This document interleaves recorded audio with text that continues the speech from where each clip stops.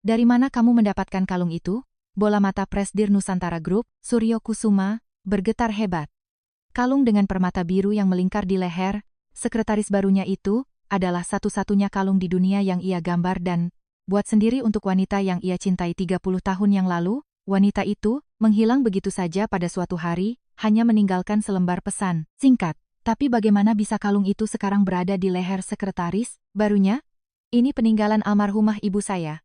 Kalung peninggalan almarhumah ibunya? Jantung Suryo berdegup kencang bagai orang gila. Siapa sebenarnya sekretaris ini? Sebelum kita memulai kisahnya, jangan lupa tekan tombol subscribe dan like, serta tinggalkan komentar dari kota mana Anda mendengarkan, agar saya bisa menyapa Anda satu persatu. Semua cerita ini bermula pada hari ketika sekretaris baru, Ayu Lestari, masuk kerja untuk pertama kalinya ke ruang Presdir.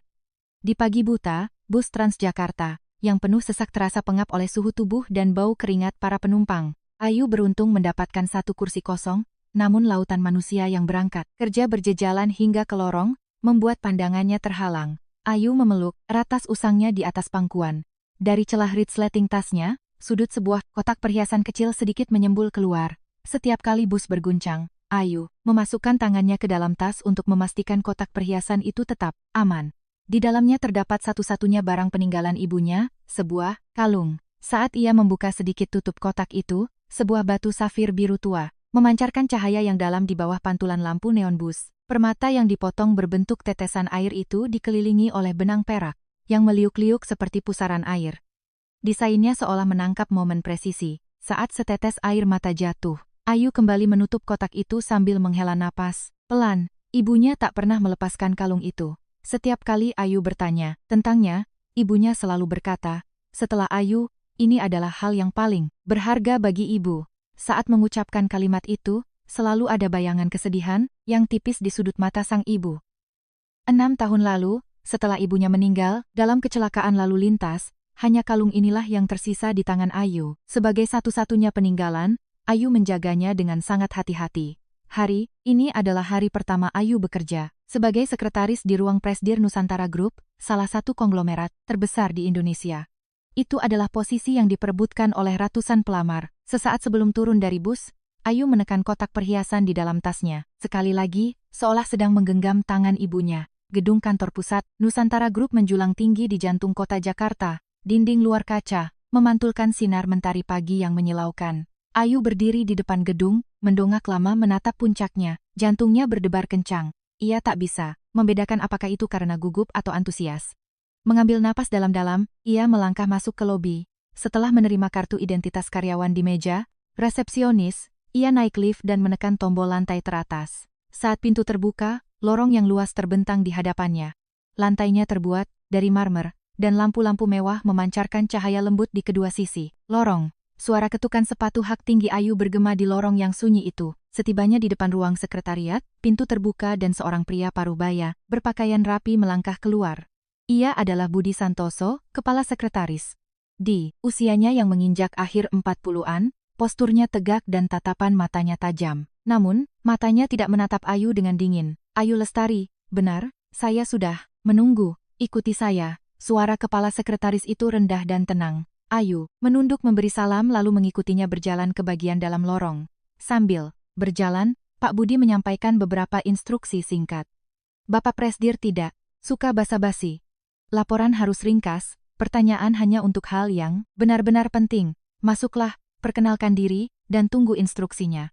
Ayu mengangguk sambil meletakkan tangan di dada. Jantungnya berdebar keras seolah memukul rongga dadanya. Pak Budi berhenti di depan pintu kayu jati yang besar. Ia mengetuk 2 kali lalu membuka pintu. Ruang kerja Presdir sangat luas. Salah satu sisi dindingnya terbuat dari kaca, penuh, memperlihatkan pemandangan kota Jakarta dari ketinggian. Di atas meja, kerja kayu yang kokoh, dokumen-dokumen bertumpuk rapi, dan di baliknya duduk seorang pria. Suryo Kusuma, Presiden Direktur Nusantara Group. Usianya menjelang 60 tahun, namun bahunya lebar dan posturnya tegap. Rambutnya yang mulai beruban disisir rapi ke belakang, dan tatapan matanya di balik kacamata tertuju tajam pada dokumen. Meskipun ia tahu Ayu telah masuk, ia tidak mengangkat kepalanya. Tangan yang memegang pena mesin perlahan bergerak di atas dokumen. Pak, ini sekretaris baru kita, Ayu Lestari. Pak Budi memperkenalkan. Tapi, Suryo tetap tak mengalihkan pandangannya dari kertas. Duduk. Hanya satu kata, singkat dan kering. Ayu duduk dengan hati-hati di kursi depan meja.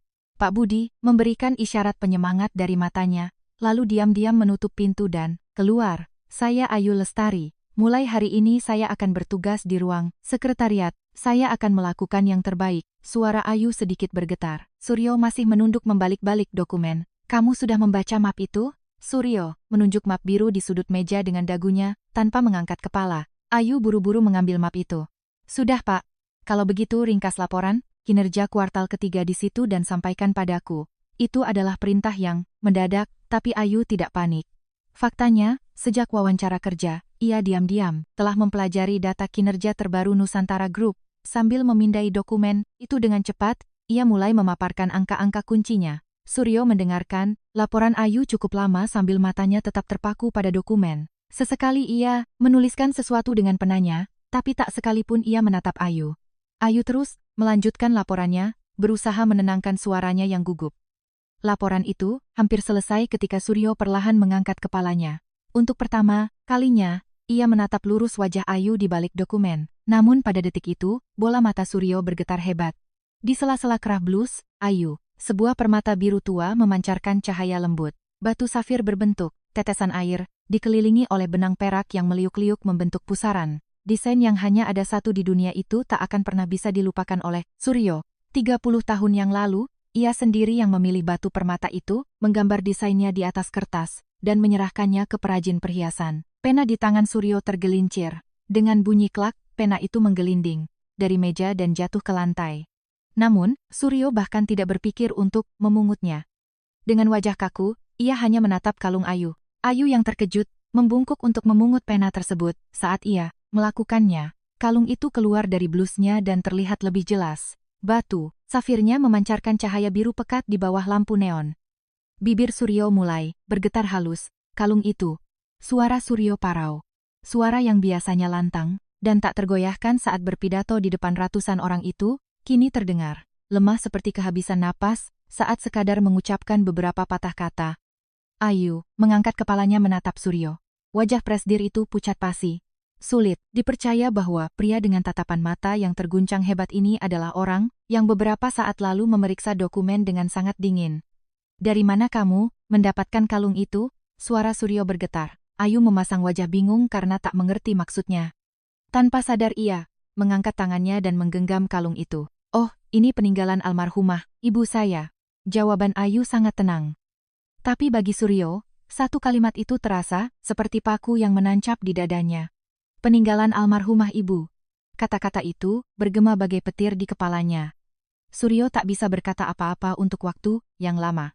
Ia berulang kali membuka dan menutup mulutnya sebelum akhirnya memaksakan diri berbicara. Cukup untuk hari ini, keluarlah. Suaranya terdengar sangat tertekan.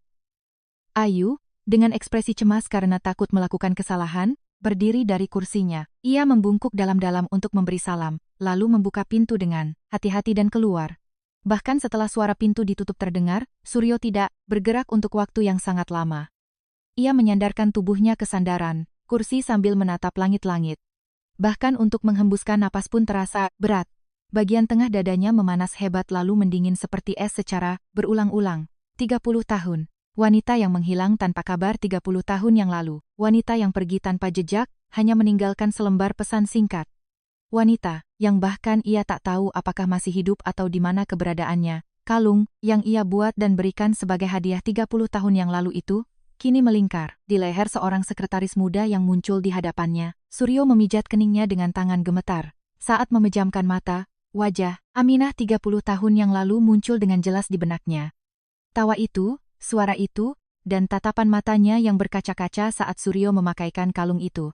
Begitulah Suryo duduk sendirian di ruang kerjanya yang kosong untuk waktu yang lama.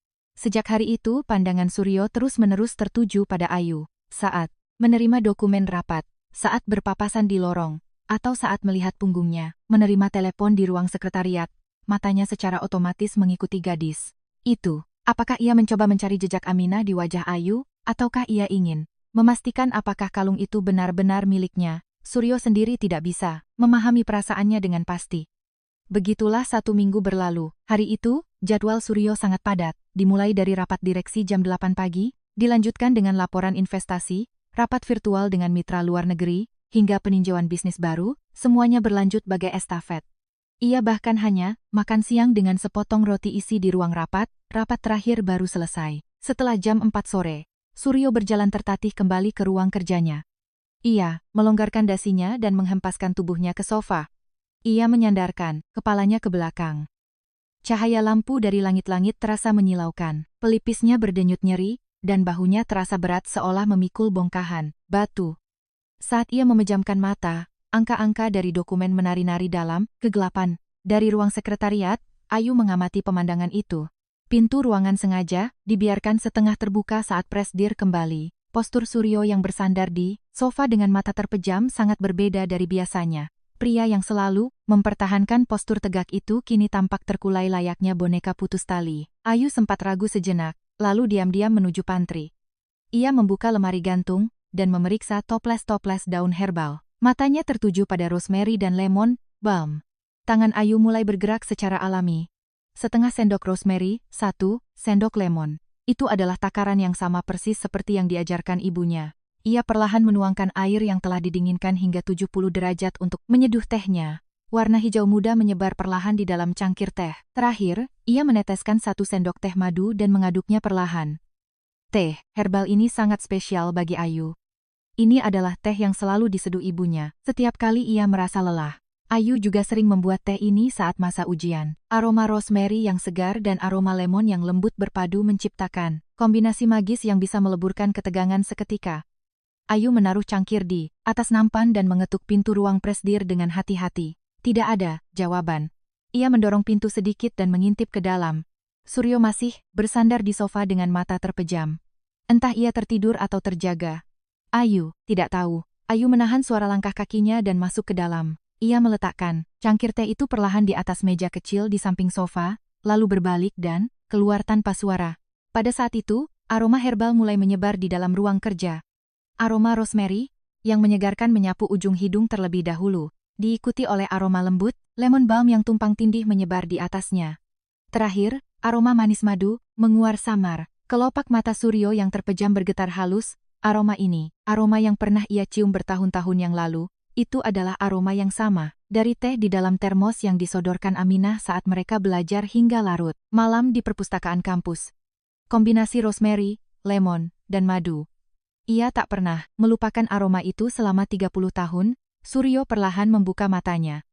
Asap mengepul dari cangkir teh yang terletak di atas meja. Ia mengangkat tubuhnya dan mengambil cangkir itu. Kehangatan yang menjalar dari ujung jarinya seolah meresap ke dalam dada. Ia menyesapnya. Kemudian, napas Suryo terhenti. Rasanya sama persis tanpa kesalahan sedikit pun dengan teh yang dibuatkan Aminah 30 tahun yang lalu.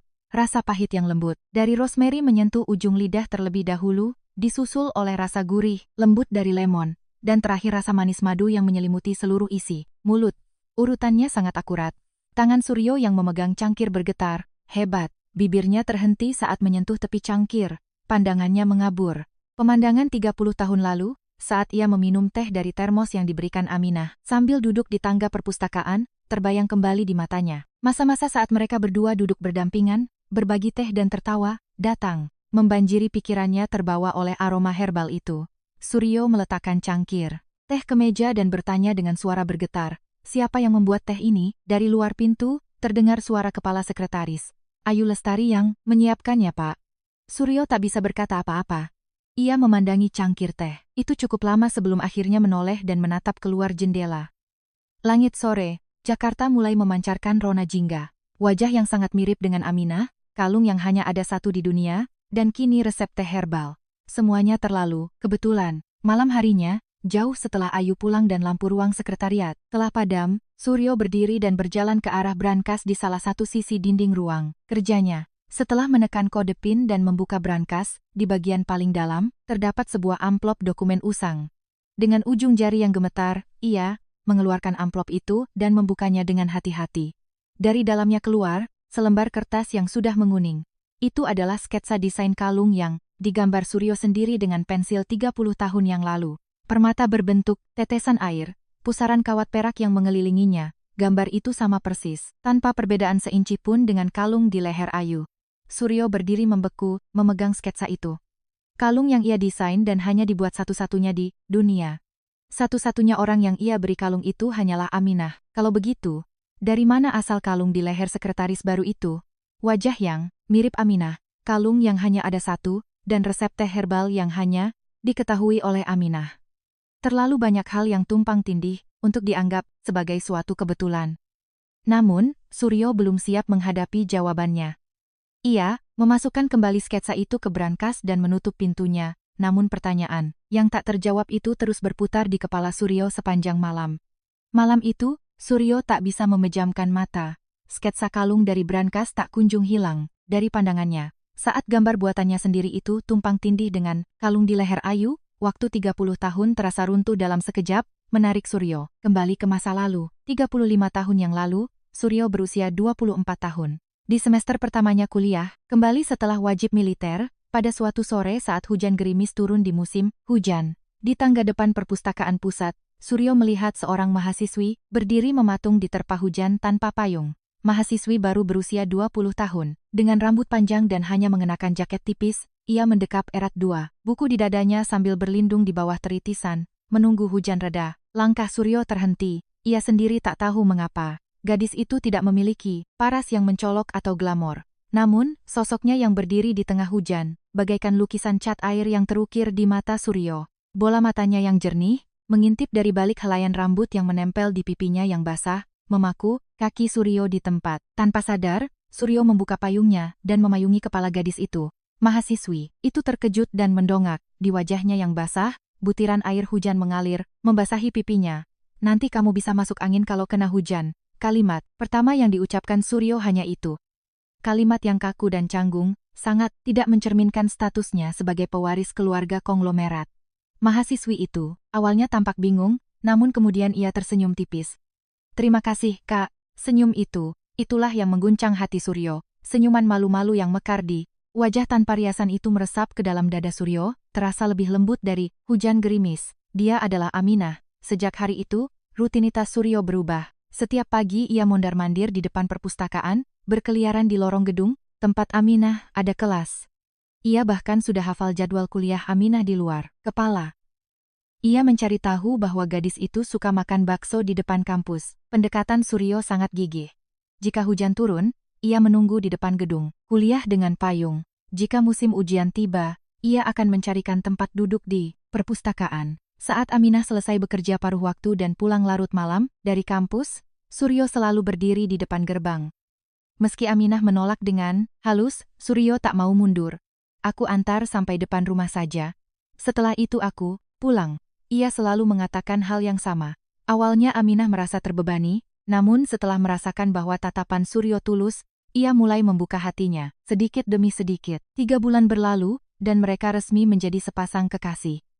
Mereka tertawa bersama sambil makan nasi goreng seharga Rp10.000 di depan kampus, dan di akhir pekan mereka menggelar tikar di taman kota, berbaring berdampingan, menatap langit. Bagi Suryo, saat-saat itu adalah masa yang paling jujur di dunia. Merasa dicintai sebagai seorang pria bernama Suryo, bukan sebagai anak konglomerat. Itu adalah perasaan yang baru pertama kali ia rasakan seumur hidupnya. Aminah selalu membawa teh herbal di dalam termos untuk Suryo. Resep khusus buatan sendiri untuk Suryo yang sering belajar hingga larut malam di perpustakaan. Setengah sendok rosemary, 1 sendok lemon. Diseduh dengan air 70 derajat, lalu ditambah 1 sendok madu. Aminah tidak pernah mengubah takarannya. Kalau minum ini, pikiran jadi jernih dan rasa lelah hilang. Aku meraciknya sendiri. Saat Aminah tersenyum menyodorkan termos, bagi Suryo senyuman itu jauh lebih manis dari tehnya. Saat ia membuka tutup termos di tengah udara malam yang dingin, uap aroma herbal akan mengepul. Setiap kali menghirup aroma itu, Suryo merasa bahwa ada kehangatan di dunia ini yang tercipta hanya untuknya. Namun, Suryo memiliki satu rahasia yang tak bisa ia utarakan. Fakta bahwa ia adalah putra tunggal pewaris Nusantara Group tak pernah ia ungkapkan pada Aminah. Kesempatan untuk berbicara datang berkali-kali, namun setiap kali, Suryo mengunci mulutnya. Ia takut jika ia mengatakan kebenarannya, tatapan mata Aminah akan berubah. Suryo sangat tahu bahwa yang disukai Aminah adalah dirinya yang biasa, bukan pewaris konglomerat. rahasia itu berlanjut bahkan setelah kelulusan. Suryo masuk ke Nusantara Group milik ayahnya. Namun ia berbohong pada Aminah dengan mengatakan bahwa ia hanya masuk sebagai pegawai baru biasa. Setiap kali bertemu Aminah, ia selalu kembali menjadi Suryo yang sederhana. Memasuki tahun kelima, hubungan mereka, Suryo membuat keputusan besar. Ia bertekad akan menceritakan segalanya pada Aminah dan melamarnya. Namun sebelum itu, ada satu hal yang harus ia lakukan, membuat hadiah yang hanya ada satu di dunia. Suryo mendatangi perajin perhiasan sendiri dan memilih batu permata. Batu safir biru tua. Ia meminta agar dipotong berbentuk tetesan air. Setiap malam, ia menggambar sketsa kalung di atas kertas. Desain dengan benang, perak yang meliuk membentuk pusaran mengelilingi permata, seakan menangkap momen, setetes air mata yang jatuh. Ia menggambar, dan menggambar ulang. Setelah menghabiskan puluhan lembar kertas hingga ia puas, ia menyerahkannya ke bengkel perhiasan. Pada perayaan hari jadi kelima mereka, Suryo membawa sebuah kotak kecil untuk bertemu Aminah. Di atas bangku di tepi pantai Ancol saat matahari terbenam, semburat jingga memantul di atas permukaan laut. Saat Suryo membuka kotak itu, mata Aminah terbelalak. Safir biru tua itu memancarkan cahaya dalam di bawah rona senja. Apa ini? Pasti mahal sekali kan? Aminah menolak dengan lambaian tangan, namun Suryo menggenggam tangannya dan mengalungkan kalung itu dengan lembut di lehernya. Saat permata dingin itu menyentuh tulang, selangkah Aminah, ia menarik napas kecil. Ini artinya aku ingin bersamamu seumur hidup. Apapun yang terjadi, aku akan selalu ada di sisimu. Suara Suryo rendah dan bergetar. Air mata mulai menggenang di sudut mata Aminah. Ia mengangguk dan membenamkan wajahnya di dada. Suryo memeluk bahu Aminah dengan erat sambil berjanji dalam hati. Tahun depan, ia pasti akan menceritakan semuanya. Ia akan mengungkapkan kebenarannya dan melamarnya dengan pantas. Namun dunia tidak berjalan sesuai rencana Suryo. Saat itu, ayah Suryo telah menentukan calon istri untuk putranya, Ratna Putri, Direktur Wijaya yang merupakan mitra bisnis mereka. Penyatuan dua keluarga ini bukan sekadar pernikahan, melainkan aliansi bisnis bernilai triliunan rupiah. Bagi ayah Suryo, pernikahan putranya adalah bagian dari strategi bisnis. Saat Suryo mengatakan pada ayahnya bahwa ia sudah punya wanita lain, reaksi ayahnya meledak hebat. Membawa wanita tak berlatar belakang sebagai menantu, bermimpilah. Wanita seperti itu tidak pantas masuk ke keluarga Nusantara Group. Sang ayah memukul meja dan membentak, Suryo tidak mundur. Perdebatan sengit dengan ayahnya berlangsung semalaman, dan meski berhari-hari berlalu, tak satu pun dari mereka mau mengalah.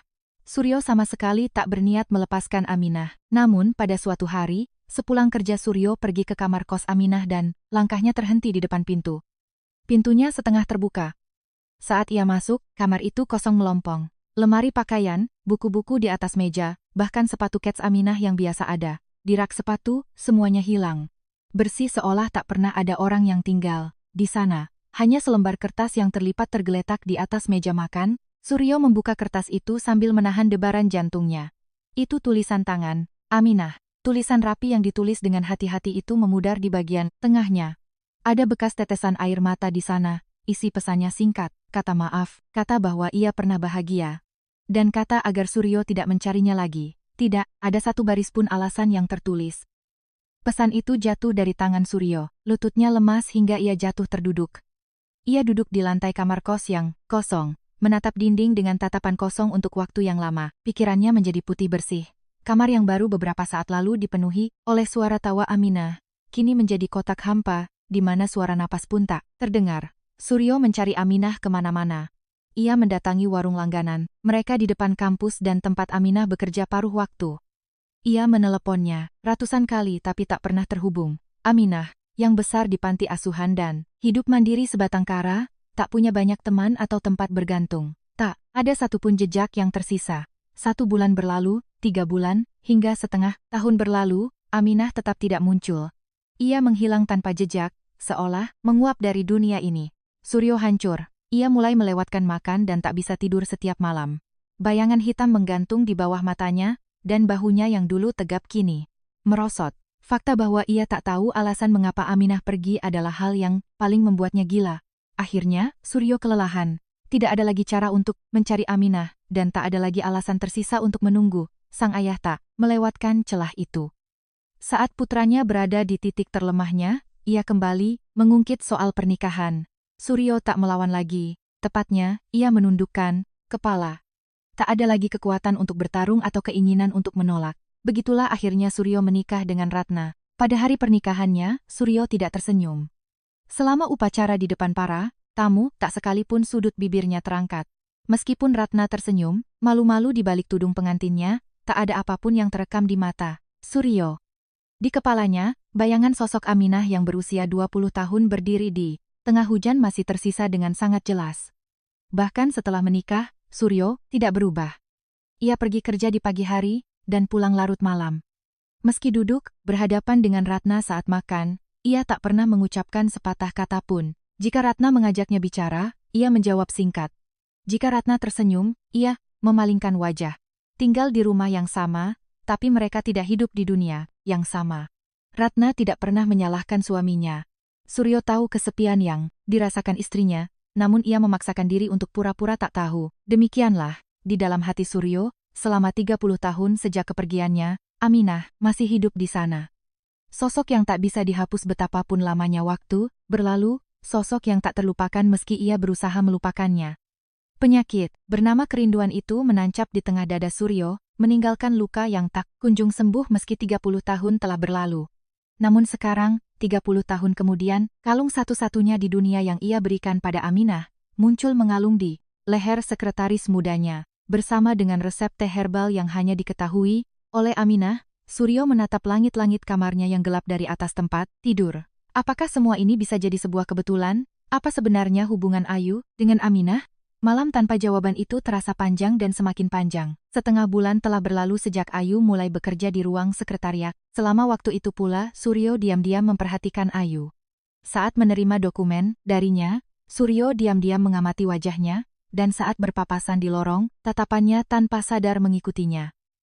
Namun, ia tidak pernah memulai percakapan, atau melontarkan pertanyaan. Kalung dan teh herbal itu terus menghantui pikirannya, tetapi rasa takut lebih mendominasi untuk gegabah memastikan sesuatu. Hingga suatu hari, ada jadwal rapat penting dengan perusahaan mitra eksternal. Jadwalnya adalah kunjungan langsung ke kantor pusat perusahaan mitra, yang berlokasi di pinggiran kota Jakarta, arah Bekasi. Alih-alih membawa kepala sekretaris, Suryo membawa Ayu. Alasannya adalah untuk membereskan materi rapat dan mencatat di lapangan. Setidaknya, itulah alasan di permukaannya. Rapat itu berlanjut hingga larut sore. Mereka baru meninggalkan ruang rapat, lewat jam 5 sore, saat matahari mulai condong ke barat. Suryo dan Ayu masuk ke mobil untuk kembali ke kantor. Keduanya duduk berdampingan di kursi belakang, sedan hitam yang dikemudikan oleh sopir. Ayu meletakkan laptop di pangkuannya, merapikan notulensi rapat. Suasana di dalam mobil hening. Suryo memejamkan mata, sambil menyandarkan kepalanya ke belakang. Sopir menyalakan radio. Alunan melodi, piano yang tenang memenuhi seisi mobil. Itu lagu lawas. Kelopak mata Suryo bergetar pelan. Lagu ini, lagu yang sering ia dengarkan bersama Aminah 35 tahun yang lalu saat kuliah. Saat mereka menggelar tikar di tepi danau kampus dan berbaring menatap langit mendengarkan radio, Aminah akan memejamkan mata dan bersenandung mengikuti melodi dengan hidungnya. Bagi Suryo, menatap wajah Aminah dari samping saat itu adalah hal yang paling ia sukai di dunia. Sambil tetap menutup mata, Suryo menghela napas pelan. Salah, satu sudut hatinya terasa nyeri dan ngilu. Pada saat itulah, langitnya, indah sekali. Suara Ayu memecah keheningan, suara pelan dan rendah, terdengar, seperti bergumam pada dirinya sendiri.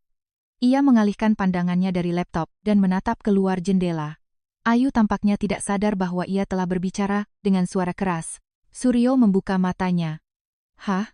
Apa katamu? Suryo menoleh, menatap Ayu. Ayu terkejut dan langsung memperbaiki postur duduknya. Wajahnya sedikit memerah. Maafkan saya, Pak. Tadi saya sedang melihat keluar jendela dan tanpa sadar. Ayu menunjuk keluar jendela dengan ekspresi canggung. Tatapan Suryo mengikuti arah jari Ayu keluar jendela. Langit sedang berubah warna. Seluruh langit barat menyala dengan warna merah dan jingga. Ujung awan yang diwarnai emas terlihat seolah seseorang telah menumpahkan cat air di atas langit. Gedung-gedung dan pohon-pohon di sepanjang jalan memantulkan cahaya senja, memancarkan bayangan yang panjang. Keluar jendela, Suryo bertanya sekali lagi. Suaranya datar, seperti biasa. Tapi ada sesuatu yang aneh tersirat dalam tatapan matanya saat memandang Ayu. Ayu ragu sejenak sebelum mulai berbicara. Senja itu, rasanya, Seperti langit sedang menepuk punggung kita karena sudah bekerja keras hari ini. Ayu sedikit menundukkan kepalanya karena merasa malu setelah mengucapkan itu. Tampaknya ia merasa malu karena sebagai sekretaris baru, ia melontarkan kalimat sentimental di depan atasannya. Namun, saat Suryo mendengar kata-kata Ayu, tubuhnya membeku. Langit seolah menepuk punggung kita karena sudah bekerja keras hari ini. Kalimat itu pernah ia dengar di masa lalu. Kata-kata yang persis sama, dengan nada yang persis sama, yang selalu diucapkan Aminah setiap kali melihat senja di jalan pulang. Saat Suryo kelelahan setelah hari yang berat, Aminah akan menunjuk ke arah senja dan mengatakan hal itu padanya. Langit bilang kita sudah bekerja keras hari ini. Jadi, semuanya akan baik-baik saja. Suara Aminah menggema di telinga Suryo bak ilusi. Suara dari masa lalu, itu tumpang tindih dengan kata-kata yang baru saja diucapkan Ayu, membuat pikirannya menjadi putih bersih. Jantungnya terasa anjlok ke dasar dada, seakan berhenti sejenak lalu berdetak kembali. Suryo menatap senja di luar jendela dengan bibir terkatup rapat. Ia menyembunyikan tangannya di atas pangkuan agar tak terlihat gemetar. Dari mana kamu belajar kata-kata itu? Suara Suryo merendah. Nada suaranya berbeda dari biasanya. Ayu mengangkat kepalanya menatap Suryo. Ia merasa ekspresi presdirnya agak kaku, tapi ia tak tahu alasannya. Itu kata-kata yang selalu diucapkan ibu, saya setiap kali melihat senja. Sejak saya kecil, ibu selalu bilang begitu. Setiap kali senjanya indah, ia pasti mengucapkannya, jadi mungkin tanpa sadar, itu menjadi kebiasaan saya. Ayu menjawab sambil tersenyum tipis. Saat membicarakan ibunya, ada kerinduan tipis di sudut mata Ayu. Suryo mengangguk seolah tidak terjadi apa-apa, tapi jantungnya berdegup gila. Kalung, resep teh herbal, dan kini bahkan kebiasaan berbicara. Ini sudah terlalu banyak, kebetulan untuk sekadar dianggap kebetulan. Setelah lama terdiam, Suryo menatap keluar jendela dan bertanya dengan hati-hati, Ayu, siapa nama ibumu? Ayu tampak sedikit terkejut. Sangat tidak biasa bagi seorang pimpinan menanyakan nama almarhumah ibu dari sekretarisnya. Namun Ayu segera menjawab dengan tenang, namanya Siti Aminah. Rahang Suryo bergetar sangat halus. Siti Aminah. Saat nama yang ia kubur dalam hatinya selama 30 tahun itu meluncur dari bibir Ayu, rasanya seperti ada paku besar yang ditancapkan ke jantungnya. Jika beliau masih hidup, berapa usianya tahun ini? Suryo berusaha bertanya, senatural mungkin, tapi ujung suaranya terdengar sedikit parau. Mungkin sekitar 55 tahun. Angka-angka berputar cepat di kepala Suryo. 55. Saat pertama kali bertemu, Aminah berusia 20 tahun. 35 tahun telah berlalu, jadi usia 55 sangatlah tepat. Usianya cocok dengan sempurna. Suryo tidak bertanya lagi. Jika ia bertanya lebih jauh, ia merasa tak akan bisa menyembunyikan gemetar di suaranya. Ia menoleh dan kembali menatap ke luar jendela. Senja semakin memekat, di batas antara langit merah yang perlahan berubah keunguan, sudut mata Suryo memerah. Ayu, yang tak menyadari perubahan raut wajah presdir, mengembalikan pandangannya ke layar laptop. Di dalam mobil, hanya alunan musik radio yang mengalun pelan. Mereka tiba di kantor setelah hari benar-benar gelap. Setelah Ayu pamit pulang dan keluar, Suryo langsung menuju laci mejanya. Ia mengeluarkan dokumen kepegawaian Ayu yang ia minta dari bagian HRD. Ia membuka lampiran kartu keluarga di belakang formulir pendaftaran kerja. Jari-jari Suryo meraba kertas itu. Di kolom nama ibu, tertulis nama Siti Aminah, dan di bawahnya, di kolom nama ayah, hanya tertulis 2 kata singkat, tidak diketahui. Ujung jari Suryo terhenti tepat di atas kata itu. Tidak diketahui pada kolom, ayah berarti tidak ada catatan resmi siapa ayahnya saat anak itu lahir. Itu juga berarti Aminah membesarkan anak itu seorang diri. Suryo kembali menghitung usia. Ayu bilang usianya 30 tahun ini. Jika usianya 30, berarti ia lahir tak lama setelah Suryo berpisah dengan Aminah. Jika Aminah sudah mengandung saat mereka berpisah, mungkinkah ayah dari anak itu? Tangan Suryo di atas kertas mulai bergetar hebat. Buku-buku jari yang memegang dokumen itu memutih. Napasnya memburu, dadanya terasa sesak. Jangan-jangan dia adalah anakku. Begitu pikiran itu melintas di kepalanya, Suryo menyandarkan tubuhnya dengan keras ke sandaran kursi. Ia menatap langit-langit. Lampu neon menyilaukan matanya, namun ia tak bisa memejamkan mata.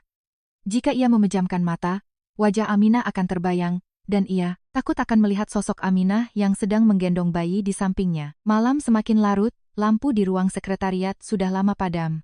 Di saat seluruh lantai teratas gelap gulita, hanya ruang kerja Suryo yang masih menyala. Suryo membuka sketsa desain kalung yang ia keluarkan dari brankas. Ia menatap lama gambar safir tetesan air di atas kertas usang itu. Lalu ia meletakkan kartu keluarga Ayu tepat di sebelahnya. Nama Aminah, ayah yang berstatus tidak diketahui, usia Ayu, kalung, teh herbal, dan kata-kata soal senja. Semua kepingan itu menyatu membentuk satu gambaran yang utuh. Namun, Suryo merasa takut untuk menyelesaikan gambaran itu. Jika gadis itu benar-benar putrinya, betapa menderitanya hidup Aminah yang harus melahirkan dan membesarkan anak itu sendirian, dan bagaimana ia harus menanggung kenyataan bahwa selama ini ia tak tahu apa-apa dan tak melakukan apa-apa. Suryo menutupi wajahnya dengan kedua tangannya. Bahunya bergetar halus. Di ruang kerja yang ditelan kegelapan, Suryo terjebak dalam malam yang panjang seorang diri, tanpa bisa mengambil keputusan. Di saat yang sama, seorang pria kembali dari kantor cabang luar negeri. Ia adalah Hendra Wijaya, Direktur Nusantara Group sekaligus adik ipar Suryo. Di usianya yang menginjak akhir 40-an, ia selalu mengenakan setelan rapi dengan postur tegak, terlihat seperti eksekutif yang bermartabat di luar. Namun di balik kulit luarnya yang sopan, tersembunyi keserakahan dan perhitungan licik.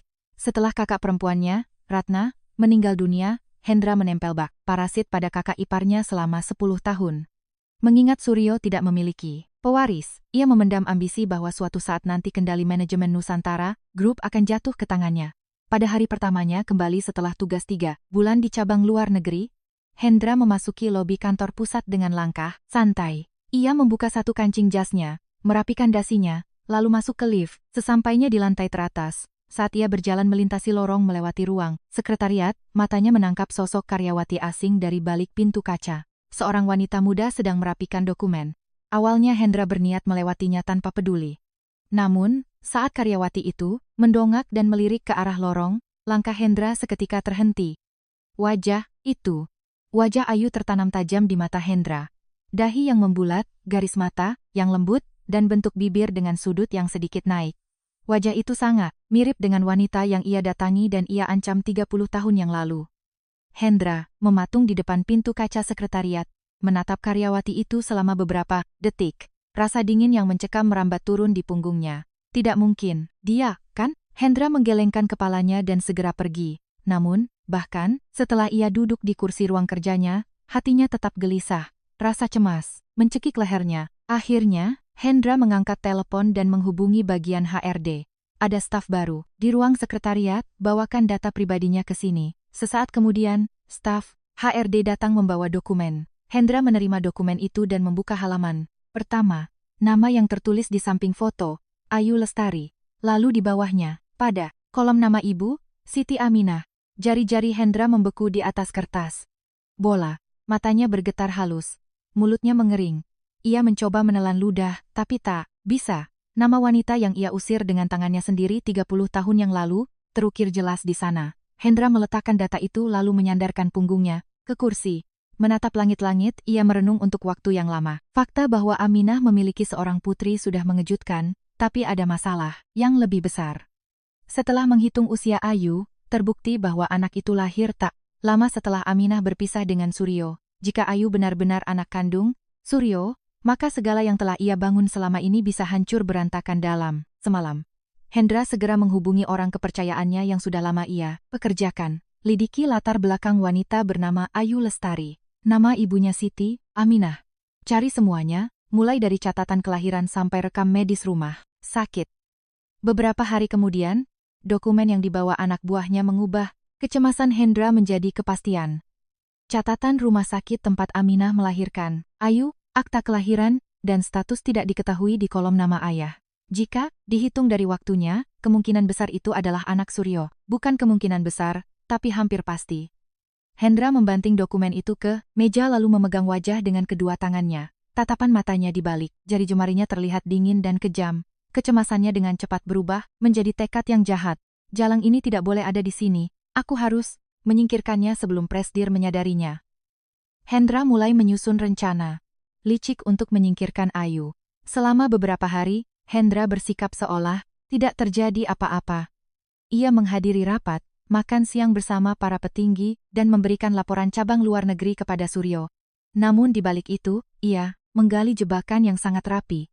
langkah pertamanya adalah mencari tahu jam pulang Ayu. Selama beberapa hari, ia mondar-mandir di dekat ruang sekretariat untuk memastikan jam berapa Ayu meninggalkan mejanya. Ayu pulang setiap malam sekitar jam 7. Karyawan terakhir di ruang sekretariat akan mematikan lampu dan pulang pada jam 8 malam. Suatu malam, setelah lampu, ruang sekretariat mati total, Hendra bergerak.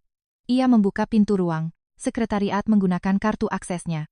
Sebagai seorang direktur, ia memiliki akses masuk ke sana. Dalam kegelapan, ia mencari meja Ayu. Sebuah catatan kecil tertempel di laci di sebelah meja. Itu adalah catatan berisi kata sandi komputer, Ayu. Staf baru seringkali mencatat kata sandi sistem intranet kantor karena terlalu rumit untuk diingat. Hendra memotret catatan itu, sudut bibirnya terangkat. Dengan ini, langkah pertamanya selesai. Keesokan harinya, Hendra memanggil anggota tim keamanan yang sejak lama sudah ia jadikan kaki tangannya. Orang ini memiliki akses ke sistem jaringan kantor. Kirim email ke perusahaan pesaing menggunakan akun Ayu Lestari. Isinya adalah cetak biru teknologi baru Nusantara. Pastikan jejak pengirimannya terekam sempurna dari pihak Ayu. Dan jangan lupa, tanamkan email balasan di kotak masuk. Ayu seolah perusahaan pesaing menawarkan suap. Instruksi Hendra sangat rinci dan terencana. Anak buahnya mengangguk lalu pergi. Malam harinya, saat Ayu sudah pulang dan ruang sekretariat kosong, operasi pun dijalankan. Sebuah email berisi, cetak biru teknologi baru andalan Nusantara Group dikirim ke manajer perusahaan pesaing melalui akun email Ayu. Jejak pengiriman terekam sempurna keluar dari komputer kerja Ayu. Di kotak masuk, Ayu, juga terdapat email balasan palsu yang dirancang seolah berasal dari pesaing. Isinya menjanjikan uang dalam jumlah besar sebagai imbalan atas kebocoran rahasia perusahaan. Namun Hendra tidak berhenti di situ. Ia butuh bukti yang lebih konkret. Keesokan paginya, sekretaris Hendra menyelinap ke loker Ayu. Ia diam-diam memasukkan amplop tebal berisi uang tunai ke dalam tas Ayu. Tujuannya agar terlihat seperti bayaran awal yang diterima dari perusahaan pesaing. Terakhir, Hendra mengunggah laporan anonim di forum internal perusahaan. Isinya menyatakan bahwa ada staf dari ruang sekretariat yang menjual cetak biru teknologi baru kepada pesaing. Laporan itu menyebar bagai api, dan saat jam masuk kerja tiba, seluruh perusahaan mulai bergemuruh. Semua persiapan telah selesai. Perangkap telah dipasang dengan sempurna. Pagi itu juga, Hendra bergerak cepat, membawa 2 anggota tim keamanan. Ia membuka pintu ruang kerja Presdir dengan kasar. Suryo sedang meninjau dokumen, sementara Ayu berada di sebelahnya menyusun materi rapat. Saat Hendra menerobos masuk, alis Suryo terangkat. Ada apa ini? Pagi-pagi begini? Suara Suryo tenang tapi ada nada ketidaksukaan di dalamnya. Hendra membanting tumpukan dokumen ke meja Suryo. Bapak harus melihat ini. Ada kebocoran rahasia dari ruang sekretariat. Suryo mengambil dokumen itu. Catatan pengiriman email, isi pesan dengan pesaing, dan tangkapan layar laporan anonim di forum internal. Ekspresi Suryo perlahan mengeras. Apakah ini benar? Tentu saja benar. Dan yang lebih parah, cetak biru teknologi inti kita bocor, seluruhnya. Kami sudah melacak catatan pengirimannya dan Hendra menoleh ke arah Ayu. Ia menunjuk Ayu dengan jarinya dan melontarkan kata-kata dengan suara dingin. Di email itu dikirim dari akun saudari Ayu Lestari. Wajah Ayu memucat. Pasti. Ia membelalakkan matanya lebar-lebar, tak paham dengan apa yang baru saja didengarnya. Apa maksud Anda? Saya tidak pernah melakukan hal seperti itu. Ayu membela diri dengan suara gemetar. Tapi Hendra sama sekali tidak memedulikannya. Hendra memberi isyarat dengan dagu ke anggota tim keamanan. Salah satu petugas mengambil tas Ayu dan membukanya di atas meja Presdir. Sebuah amplop tebal berisi uang tunai jatuh berhamburan dari dalam tas. Ruang kerja itu seketika hening bak membeku. Silakan jelaskan soal ini juga. Sudut bibir Hendra sedikit terangkat. Saat melihat uang yang berhamburan, Ayu merasa lututnya lemas. Iya, belum pernah melihat uang sebanyak itu seumur hidupnya. Itu bukan milik saya bahkan belum pernah melihat uang itu sebelumnya. Suara Ayu bergetar. Tapi, Hendra terus memojokkannya dengan membeberkan dokumen-dokumen yang telah disiapkannya satu persatu. Jejak pengiriman email, waktu login, catatan akses, file, semuanya mengarah ke akun Ayu. Pak, dengan bukti sebanyak ini, tidak ada lagi yang perlu diperiksa. Kita harus segera menyerahkannya ke polisi. Suara Hendra bergema di seluruh ruangan. Ayu menggigit bibirnya menatap Suryo. Matanya memohon dengan putus asa, berharap sang Presdir mempercayainya. Namun ekspresi Suryo tak terbaca. Wajahnya kaku, hanya terpaku pada dokumen. Hendra tak berhenti di situ. Ia membuka lebar pintu ruang kerja dan berteriak lantang hingga terdengar ke lorong. Ada mata-mata, industri bersembunyi di ruang sekretariat kita. Dia menjual rahasia perusahaan kepada pesaing. Para staf di lorong serentak menoleh. Staf sekretariat berkerumun di depan pintu, dan rumor menyebar dengan cepat ke seluruh lantai. Ayu merasa puluhan pasang mata tertuju padanya. Tatapan yang bercampur antara kecurigaan dan rasa jijik menusuk sekujur tubuhnya. Hendra melangkah mendekati Ayu. Dengan postur yang satu kepala lebih tinggi darinya, aura intimidasi Hendra membuat Ayu melangkah mundur. Tangan Hendra terangkat ke udara. Gerakannya seolah ingin menampar pipi Ayu. Dasar wanita jalang tak tahu tepat pada detik itu, suara Suryo membelah keheningan ruangan. Direktur Hendra. Hanya 2 kata, namun bobotnya setajam pedang. Tangan Hendra terhenti di udara. Jangan berani main tangan di perusahaanku. Suryo bahkan tidak bangkit dari kursinya. Sambil tetap duduk, tatapannya menatap tajam ke arah Hendra sedingin es. Hendra menutup mulutnya dan perlahan menurunkan tangannya. Setelah mengamati suasana sejenak, ia mundur 1 langkah. Suryo kemudian mengalihkan pandangannya pada Ayu. Tatapannya juga dingin, setidaknya begitulah kelihatannya dari luar. Sekretaris Ayu, ini butuh penyelidikan lebih lanjut. Komputer dan barang-barang pribadimu akan disita sementara. Suara Suryo seolah telah menghapus semua emosinya. Bagi Ayu, kata-kata itu membuat pandangannya menjadi gelap gulita. Rasanya seperti sang presdir pun mulai mencurigainya. "Pak, saya benar-benar tidak pernah melakukan hal itu." Suara Ayu terdengar putus asa. Namun Suryo memalingkan wajah menatap keluar jendela dan berkata singkat. "Keluarlah." Kalimat itu menancap bak belati di dada Ayu. Ayu keluar dari ruang kerja dengan kepala tertunduk. Tatapan para karyawan di lorong menusuk punggungnya. Bisik-bisik mereka menusuk telinganya, tapi Ayu tidak mengangkat wajah. Ia menggigit bibirnya kuat-kuat untuk menahan air mata. Jika ia tidak merapatkan giginya, ia merasa akan pingsan saat itu juga. Kembali ke mejanya di sudut ruang sekretariat, Ayu mulai mengemasi barang-barangnya. Saat tangannya hendak memasukkan sebuah bingkai foto ke dalam tas, gerakannya terhenti.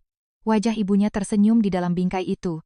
Kelopak mata Ayu memanas. Setetes air mata mengalir di pipinya, namun Ayu segera menghapusnya dengan kasar menggunakan punggung tangannya. Ibunya selalu berkata bahwa menangis berarti kalah. Ayu menutup resleting tasnya lalu berdiri dari kursinya. Saat Ayu melangkah, meninggalkan ruang sekretariat, dari balik pintu kaca kantornya, ia melihat Hendra sedang menatap keluar jendela sambil minum kopi. Sudut bibirnya menyeringai. Setelah Ayu benar-benar meninggalkan gedung, Hendra meletakkan cangkir kopinya di atas meja dan bergumam, "Tamat sudah riwayatmu.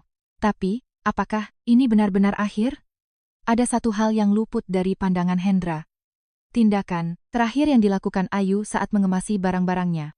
2 hari kemudian, rapat komite disiplin darurat digelar. Jajaran direksi dan kepala departemen berkumpul di ruang rapat besar kantor pusat Nusantara Group. Ekspresi wajah orang-orang yang duduk berjejalan di kedua sisi meja panjang itu tampak tegang. Kata kebocoran rahasia menekan seluruh perusahaan dengan sangat berat. Ayu duduk di salah satu ujung meja.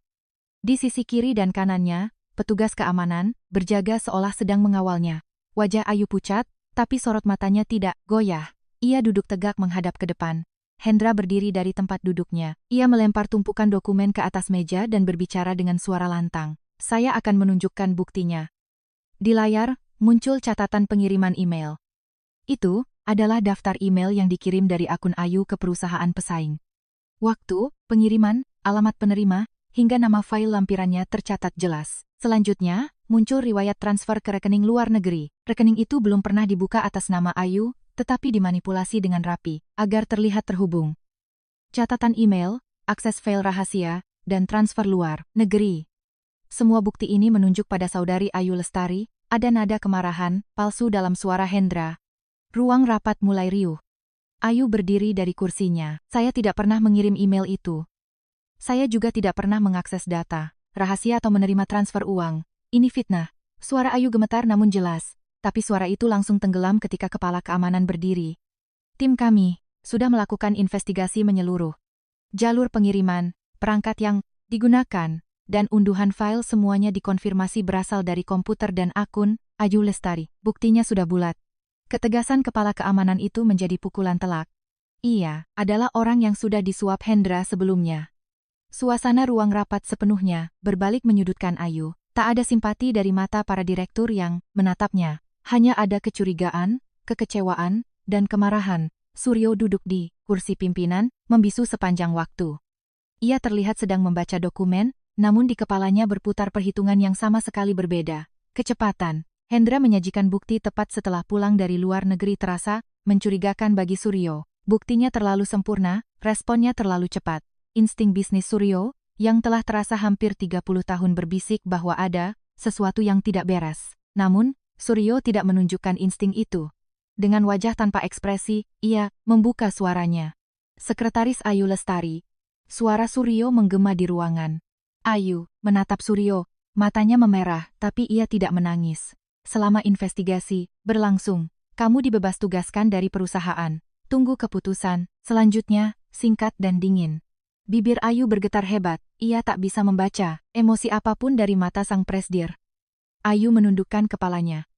Ia tahu tak ada gunanya lagi berbicara lebih jauh, setidaknya di tempat ini. Baik, Pak. Jawaban Ayu singkat, namun terdengar jelas usahanya menahan agar suaranya tak pecah. Setelah rapat komite disiplin selesai, Ayu dikawal oleh 2 petugas keamanan. Kembali ke mejanya, ia diperintahkan untuk mengembalikan kartu ID dan hanya boleh membawa barang-barang pribadinya. Sepanjang lorong, karyawan yang berpapasan membuang muka. Orang-orang yang sampai kemarin masih saling menyapa, kini enggan bertatap mata. Bisik-bisik cibiran mengikuti dari belakang bagai pisau. Sesampainya di meja kerjanya, Ayu duduk, ia membuka laci dan mulai mengeluarkan barang-barangnya. Tangannya gemetar, tapi gerakannya tetap tenang. Ia memasukkan bolpoin dan buku catatan ke dalam tas, lalu dengan hati-hati membungkus foto ibunya. Pada saat itulah tangan Ayu terhenti. Matanya menatap layar komputernya sendiri. Ayu mengingat dengan pasti jam pengiriman email yang ditunjukkan kepala keamanan saat sidang tadi, pukul 23.47 malam itu. Mata Ayu menyipit. Jam segitu, ia sudah lama pulang. Dengan sigap, Ayu mengambil kertas notes kecil dan mencatat waktu, serta rutenya dengan cepat. Jam pengiriman email, jam ia pulang, jam ia pergi ke toilet. Lalu ia menambahkan satu kalimat di bagian bawah. Tolong periksa CCTV lorong pada jam ini. Ayu melipat kertas itu dan menggenggamnya. Ia berdiri. Setelah semua barangnya selesai dikemas. Tepat saat ia hendak keluar ruang sekretariat, ia melihat kepala sekretaris Pak Budi berjalan dari ujung lorong. Pak Budi berhenti tepat di depan Ayu. Mata mereka beradu sesaat. Memanfaatkan celah saat petugas keamanan lengah, Ayu menyelipkan kertas lipat itu ke tangan Pak Budi. Tanpa mengubah ekspresinya, Pak Budi memasukkan kertas itu ke saku dalam jasnya. Ayu berbisik pelan, waktu pengiriman email tidak cocok dengan lokasi saya saat itu. Bapak akan tahu jika memeriksanya. Pak Budi mengangguk sangat samar. Itu saja. Ayu berbalik dan melanjutkan langkahnya. Punggung Ayu tegak saat ia berjalan menuju lobi. Ia tidak menundukkan kepalanya. Setelah keluar dari lobi, Ayu menoleh ke belakang, sekali lagi. Dinding kaca gedung Nusantara Group memantulkan sinar matahari, sore. Ayu menatap gedung itu sambil menggigit bibirnya erat-erat. Aku pasti akan kembali. Ayu berjanji dalam hatinya.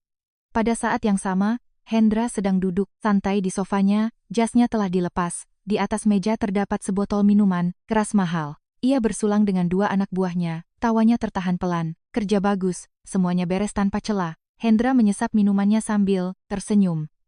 Ia merasakan euforia kemenangan yang sama seperti saat ia mengusir Aminah bertahun-tahun yang lalu. Ia pikir ia telah menipu semua orang dengan sempurna. Namun, di saat Hendra merayakan kemenangannya, Suryo sedang duduk, berhadapan dengan Pak Budi di ruang kerjanya. Ekspresi Suryo benar-benar berbeda dibandingkan saat di rapat komite. Ada kemarahan tajam di matanya. Pak Budi mengeluarkan catatan yang diberikan Ayu dari saku jasnya dan menyerahkannya kepada Suryo. Suryo membacanya, pesan bahwa waktu email tidak sesuai dengan keberadaan Ayu, serta permintaan untuk memeriksa CCTV lorong. Mata Suryo menyipit. Anak yang pintar, gumam Suryo pelan. Ia meletakkan catatan itu dan menatap Pak Budi. Pak Budi, cari pakar keamanan IT dari luar yang tidak diketahui Direktur Hendra. Lakukan diam-diam tanpa memancing kecurigaannya. Pak Budi menunduk hormat. Baik, Pak. Dan satu hal lagi, suara Suryo merendah. Kamu ingat dokumen-dokumen di berangkasku? Dokumen terkait Direktur Hendra, siapkan semuanya. Mata Pak Budi sedikit melebar. Ia tahu persis apa isi dokumen yang dimaksud Suryo. Bukti-bukti suap dari mitra kerja, pembukuan dana gelap, dan segala kejahatan Hendra yang selama bertahun-tahun disimpan rapat-rapat oleh Suryo di dalam brankas tanpa pernah ia ungkit. Pak Budi bertanya pelan, apakah Bapak akan mengeluarkan semuanya? Ya, semuanya. Jawaban Suryo singkat dan tegas. Malam itu juga, Pak Budi mulai bergerak. Pertama, ia memeriksa rekaman CCTV lorong di sekitar waktu Ayu pulang kerja. Rekaman pada jam Ayu mengaku pulang telah disunting secara manipulatif. Tapi, CCTV di lobi lantai 1 menangkap sosok Ayu yang pulang, dan waktu itu 4 jam, lebih awal dibandingkan waktu pengiriman email. Menjadikan ini sebagai pijakan awal, Pak Budi menyelidiki lebih dalam. Larut malam, saat kepala keamanan tidak di tempat, ia menemui staf ruang peladen server. Seorang staf yang bisa dipercaya, Pak Budi memintanya menyalin data log asli dari peladen utama, bukan rekaman yang ada di permukaan, melainkan data asli yang tersimpan jauh di dalam sistem. Setelah data itu dianalisis, kejanggalan mulai terlihat. Pada saat email terkirim dari akun Ayu, terdapat jejak akses jarak jauh remote login ke dalam peladen. Seseorang telah menggunakan ID dan kata sandi Ayu dari komputer lain, dan lokasi akses jarak jauh itu adalah dari dalam ruang rapat kantor sendiri. Pak Budi menyerahkan data itu ke pakar keamanan IT eksternal. Hasil analisis mereka menunjukkan bahwa ada program manipulasi log tampering yang diinstal pada server, aktif hanya pada jam-jam tertentu. Program itu menghapus jalur akses asli dan menimpanya seolah email dikirim dari komputer Ayu. Itu adalah manipulasi tingkat tinggi, namun tidak sempurna. Ada sedikit jejak selisih waktu, log gap, saat program tersebut aktif. Pak Budi juga mengawasi pergerakan kepala keamanan. Setelah melacaknya beberapa hari, ia mendapatkan foto kepala keamanan menerima tas kerja berisi uang tebal dari seseorang di tempat parkir mal. Orang di foto itu tak lain adalah sekretaris pribadi Direktur Hendra. Semua kepingan puzzle kini menyatu. Pak Budi menghadap Suryo dengan membawa laporan lengkap. Pak, sudah terkonfirmasi. Akun Ayu diakses dari luar, dan ada program manipulasi log yang ditanam di peladen. Kami juga telah mendapat bukti penyuapan kepala keamanan. Suryo membalik laporan itu halaman demi halaman. Wajahnya datar, namun buku-buku jarinya memutih karena mencengkeram keras.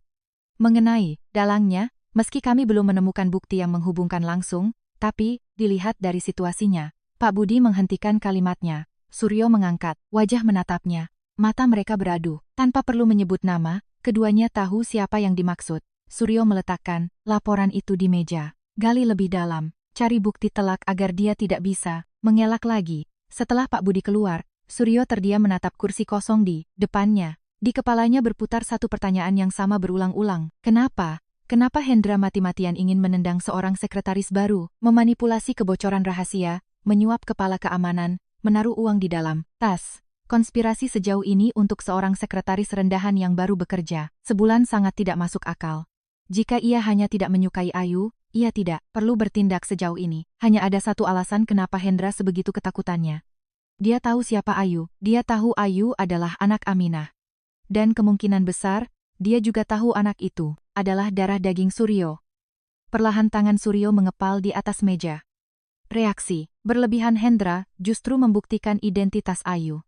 Jika Hendra bertindak sampai sejauh ini, berarti Hendra sendiri yakin bahwa Ayu adalah anak Suryo. Hati Suryo memanas, sekaligus terasa sedingin es. Jika gadis itu benar-benar putrinya, itu artinya Hendra kini mencoba menghancurkan nyawa anaknya setelah 30 tahun lalu, menyingkirkan Aminah. Tatapan mata Suryo menjadi gelap gulita. Di sisi lain, Ayu semakin terisolasi dari dunia luar. Rumor sebagai pembocor rahasia perusahaan menyebar cepat di industrinya. Seorang teman kuliah menghubunginya dengan hati-hati. "Yu, aku tahu kamu bukan orang yang kayak gitu, tapi sekarang namamu lagi rame diomongin orang-orang di luar sana. Hati-hati ya." Hanya itu. Entah itu simpati atau peringatan, panggilan, terputus begitu saja. Orang-orang yang mengenalnya mulai menjaga jarak satu per satu. Dituduh melakukan hal yang tidak pernah ia lakukan tanpa diberi kesempatan membela diri. Rasa ketidakberdayaan ini adalah hal yang paling menyiksa. Ayu duduk mematung cukup lama, lalu bangkit berdiri. Ia mengenakan jaket dan pergi keluar. Langkahnya tertuju pada sebuah warung mie godok pinggir jalan, tempat langganannya dan ibunya dulu. Itu adalah tempat yang selalu didatangi ibunya setiap kali hujan turun. Ayu duduk di sudut warung dan memesan semangkuk mie godok Jawa. Saat sesendok kuah hangat itu menyentuh lidahnya, Pertahanan yang ia bangun selama ini akhirnya runtuh. Air matanya menetes jatuh ke dalam mangkuk. Ayu menunduk, menangis tanpa suara. Ibu warung memandangnya dari kejauhan dengan tatapan iba, namun tak mendekat, hanya memperhatikannya dalam diam. Ia sangat merindukan ibunya. Seandainya ibunya masih hidup, ia pasti punya setidaknya satu orang yang berada di pihaknya. Ayu menggenggam kalungnya. Batu permata dingin itu perlahan menyerap suhu tubuhnya di atas telapak tangan. Pada waktu yang sama, Suryo duduk sendiri di ruang kerjanya di rumah. Di atas meja, terhampar laporan hasil investigasi Pak Budi berdampingan dengan dokumen-dokumen korupsi Hendra yang baru dikeluarkan dari brankas. Bukti, penerimaan suap, buku dana gelap, transaksi gelap dengan mitra kerja, hal-hal yang selama bertahun-tahun diketahui namun sengaja dibiarkan oleh Suryo. Suryo memandang dokumen-dokumen itu lama sebelum mengalihkan pandangannya. Sebuah bingkai foto di sudut meja menarik perhatiannya. Itu adalah foto almarhum, istrinya, Ratna, yang meninggal 10 tahun lalu. Ratna muda tersenyum anggun di foto itu. Suryo mengangkat bingkai itu. Jarinya perlahan mengelus wajah Ratna. Pesan terakhir Ratna sebelum meninggal bergema di telinganya. Permintaan, memilukan agar ia menjaga Hendra, adik satu-satunya, dan memaafkannya.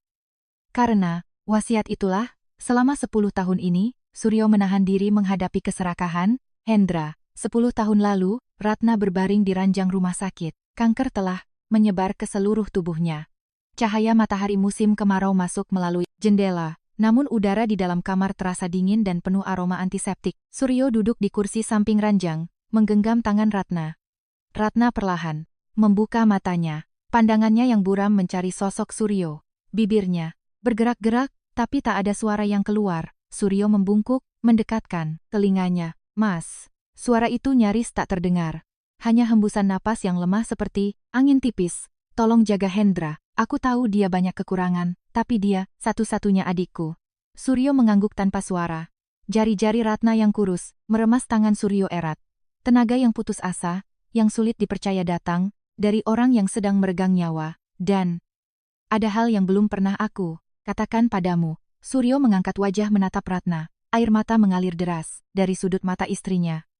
20 tahun yang lalu, wanita itu tidak pergi dengan kemauannya sendiri. Tubuh Suryo menegang. Hendra yang melakukannya. Hendra yang mendatangi wanita itu. Suara Ratna terputus-putus, tapi ia tak berhenti. Seolah memeras seluruh sisa tenaganya, ia melanjutkan kalimatnya kata demi kata. Hendra memberitahunya bahwa kamu adalah pewaris Nusantara Group. Dia bilang, perusahaan keluargamu sedang krisis, dan keluarga kami bisa membantunya, asalkan wanita itu pergi dari sisimu. Suryo tak bisa bernapas, telinganya berdengung, jantungnya seakan berhenti berdetak. Wanita itu pergi untuk menyelamatkanmu, Mas. Tubuh Ratna bergetar pelan. Ia menangis, bahunya yang hanya tersisa tulang itu berguncang. Aku tahu semuanya. Tapi aku pura-pura tidak tahu. Karena aku ingin tetap berada di sisimu.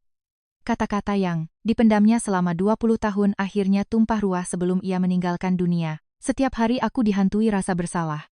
Setiap kali aku melihatmu menderita di ruang kerja, setiap kali aku melihat ekspresi dinginmu. Meskipun aku tahu ini adalah tempat hasil mencuri, aku tak bisa melepaskannya meski hanya bisa menatap punggungmu seumur hidup. Maafkan aku, Mas. Tenaga dari tangan Ratna mulai memudar. Suaranya semakin kecil. Hendra melakukan semua itu untukku. Semua ini salahku. Jadi tolong, maafkan, Hendra. Kumohon. Itulah kata-kata terakhir Ratna. Malam itu, Ratna memejamkan mata untuk selamanya. Suryo duduk lama di kamar rumah sakit sambil tetap menggenggam tangannya. Tak ada air mata yang keluar. Amarah, kesedihan, dan kehampaan bercampur aduk, hingga ia bahkan tak bisa membedakan emosi apa yang ia rasakan. Tapi Suryo menepati wasiat Ratna. Untuk memenuhi permintaan terakhirnya menjaga Hendra, ia menahan amarahnya selama 10 tahun. Saat ia tahu Hendra menggelapkan uang perusahaan atau menerima suap dari pemasok, ia pura-pura tak tahu. Ia hanya menyimpan bukti-buktinya di dalam brankas tanpa pernah mengeluarkannya. Semua itu demi janjinya pada Ratna. Suryo kembali menatap foto Ratna. Hanya detak jam di ruang kerja yang mengalun, memecah keheningan. Ratna, maafkan aku, sepertinya aku tidak bisa lagi menepati janji itu. Suara Suryo rendah dan serak. Namun tekad yang terkandung di dalamnya tak tergoyahkan. Suryo berdiri dari kursinya. Ia merapikan dokumen-dokumen itu dan mematikan lampu. Dalam kegelapan, Bingkai foto Ratna memantulkan cahaya samar. Kini, ada satu hal terakhir yang harus dipastikan. Menyusun kepingan teka-teki terakhir, apakah Ayu benar-benar putri kandungnya? Keesokan paginya, begitu tiba di kantor, Suryo langsung memanggil kepala sekretaris. Saat pintu tertutup, Suryo langsung berkata tanpa basa-basi, "Kita harus melakukan tes DNA." Pak Budi tidak terkejut. Mungkin ia sudah menduga instruksi ini akan datang. Ia menundukkan kepala. Suryo terdiam sejenak. Ia memutar-mutar pena di tangannya perlahan, sambil menatap Pak Budi, lakukan agar Direktur Hendra tak menyadarinya. Pak Budi segera bergegas menuju ruang sekretariat. Tempat Ayu yang kini kosong belum juga dirapikan. Laci mejanya hanya berisi sisa barang-barang yang tidak disita. Pak Budi memeriksa bagian dalam laci. Di dalam sebuah kantong kecil, ada seikat sikat gigi milik Ayu. Pak Budi memasukkannya ke dalam plastik kedap udara lalu menyimpannya di saku dalam jas. Siang harinya, Pak Budi berganti pakaian kasual dan keluar dari kantor. Ia menyetir sendiri menuju fasilitas laboratorium genetika di wilayah pinggiran Bogor. Ini bukan lembaga medis besar, melainkan fasilitas swasta kecil namun terpercaya. Setelah menyerahkan sampel dan meminta kerahasiaan penuh, ia kembali. Sementara itu, Hendra terus mengawasi gerak-gerik Pak Budi. Meskipun telah menendang Ayu, rasa cemasnya belum juga reda. Ancaman terhadap Ayu tak mempan, dan respon diam Presdir terasa mengganjal baginya. Hendra menyuruh anak buahnya mengikuti Pak Budi. 2 hari kemudian, anak buahnya datang melapor. Kepala sekretaris mengunjungi sebuah lab DNA di daerah Bogor. Ekspresi Hendra seketika berubah sinis. Pulpen di tangannya nyaris patah akibat cengkeramannya. Tes DNA. Benar saja, Presdir sudah curiga bahwa Ayu adalah anaknya. Skenario terburuk yang ditakuti Hendra kini menjadi kenyataan. Nama labnya apa? Anak buahnya menyerahkan secarik kertas berisi nama dan alamat lab tersebut. Hendra menatap kertas itu dan terdiam memikirkan sesuatu. Tak lama, sudut bibirnya terangkat. Keesokan harinya, Hendra mengirim orang ke lab itu. Anak buah Hendra menemui staf lab yang bertanggung jawab. Ia menggeser sebuah amplop coklat tebal ke atas meja. Keluarkan hasil tesnya, sebagai tidak identik. Sangat mudah kan? Staf lab itu menunduk melihat amplop tersebut. Keheningan berlangsung sejenak. Lalu, staf itu mengangguk. Baik, anak buah Hendra pergi dengan senyum puas. Jika hasil tes keluar negatif, Suryo akan percaya bahwa Ayu bukan anaknya. Wajah Hendra menyunggingkan, senyum licik yang menjijikkan. 2 hari berselang, hasil tes keluar. Pak Budi mengambil sendiri amplop yang masih disegel itu dan langsung membawanya ke kantor. Saat Pak Budi masuk, Suryo sedang duduk di sofa ruangannya. Ia memegang cangkir kopi, tapi sepertinya tak diminum sedikit pun. Kopinya sudah dingin, tak ada asap yang mengepul. Pak Budi meletakkan amplop bersegel itu di atas meja di hadapan Suryo. Hasilnya sudah keluar, Pak. Kerja bagus. Keluarlah. Setelah Pak Budi keluar dan pintu ditutup, Suryo hanya menatap amplop itu cukup lama. Ia mengulurkan tangannya, lalu terhenti. Ia mengulurkannya lagi, lalu berhenti lagi. Jika Ayu adalah anaknya, jika Aminah pergi sambil mengandung anaknya sendirian, bagaimana ia harus menanggung beban? Waktu 30 tahun itu, Suryo belum siap, tapi ia tak bisa menundanya lagi. Suryo mengambil amplop itu. Dengan ujung jari gemetar, ia merobek segelnya. Selembar kertas terlipat keluar dari dalam. Suryo membuka lipatan itu perlahan. Sebuah kalimat di kolom hasil pemeriksaan. Langsung tertangkap matanya. Hubungan kekerabatan, identik, probabilitas, 99,99%, 99,99%, 99,99%. Meskipun Hendra telah menyuap staf lab untuk memalsukan hasilnya, kertas di tangan Suryo ini adalah hasil yang asli. Kenyataannya, Pak Budi telah menduga pergerakan Hendra, sehingga ia sudah mengatur rencana dengan pihak lab sebelumnya. Jika ada yang mencoba menyuap untuk memanipulasi hasil, lab diminta berpura-pura setuju, sementara hasil aslinya akan dikirimkan langsung dan hanya kepada Pak Budi secara rahasia. Mata Suryo membeku, tatapannya terpaku pada tulisan itu, tak beranjak. Ia membacanya sekali lagi, dan membacanya lagi. Huruf-huruf itu mulai kabur dari pandangannya, matanya terasa panas dan berkaca-kaca. Tangan yang memegang kertas itu gemetar, hebat. Suara kertas yang berkerut bergemuruh sangat keras di ruangan yang sunyi. Itu anakku. Ayu anakku. Bibir Suryo bergetar hebat. 30 tahun. Hari-hari tak terhitung jumlahnya ketika anak itu lahir, belajar berjalan, memanggil ibunya. Untuk pertama kali, masuk sekolah, sakit, menangis, dan tertawa. Tak satu hari pun Suryo berada di sampingnya. Ia bahkan tak tahu bahwa ia memiliki seorang anak. Aminah membesarkannya sendirian dan akhirnya meninggal dunia seorang diri. Bahu Suryo mulai berguncang.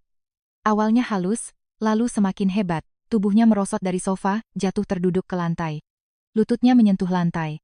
Yang dingin, tapi ia tak merasakannya. Ia memeluk kertas hasil tes itu erat-erat. Di dadanya sambil membungkukkan badan, suara tangisnya lolos dari bibirnya. Ia merapatkan giginya mencoba menahan, tapi tak tertahankan. Tangis yang menyeruak dari dasar tenggorokannya meledak keluar. Suryo Kusuma, Presiden Direktur Nusantara Group, pria yang berdiri di atas ribuan karyawan, kini bersimpuh di lantai ruangannya menangis layaknya anak kecil. Aminah, maafkan aku. Aku benar-benar minta maaf. Kalimat yang tak bisa terucap itu menggema di dalam hatinya, pada Aminah, pada Ayu, dan pada dirinya sendiri. 30 tahun telah berlalu tanpa bisa diulang. Betapapun ia menyesal, waktu itu tak akan kembali. Fakta itulah yang mencabik-cabik hati Suryo.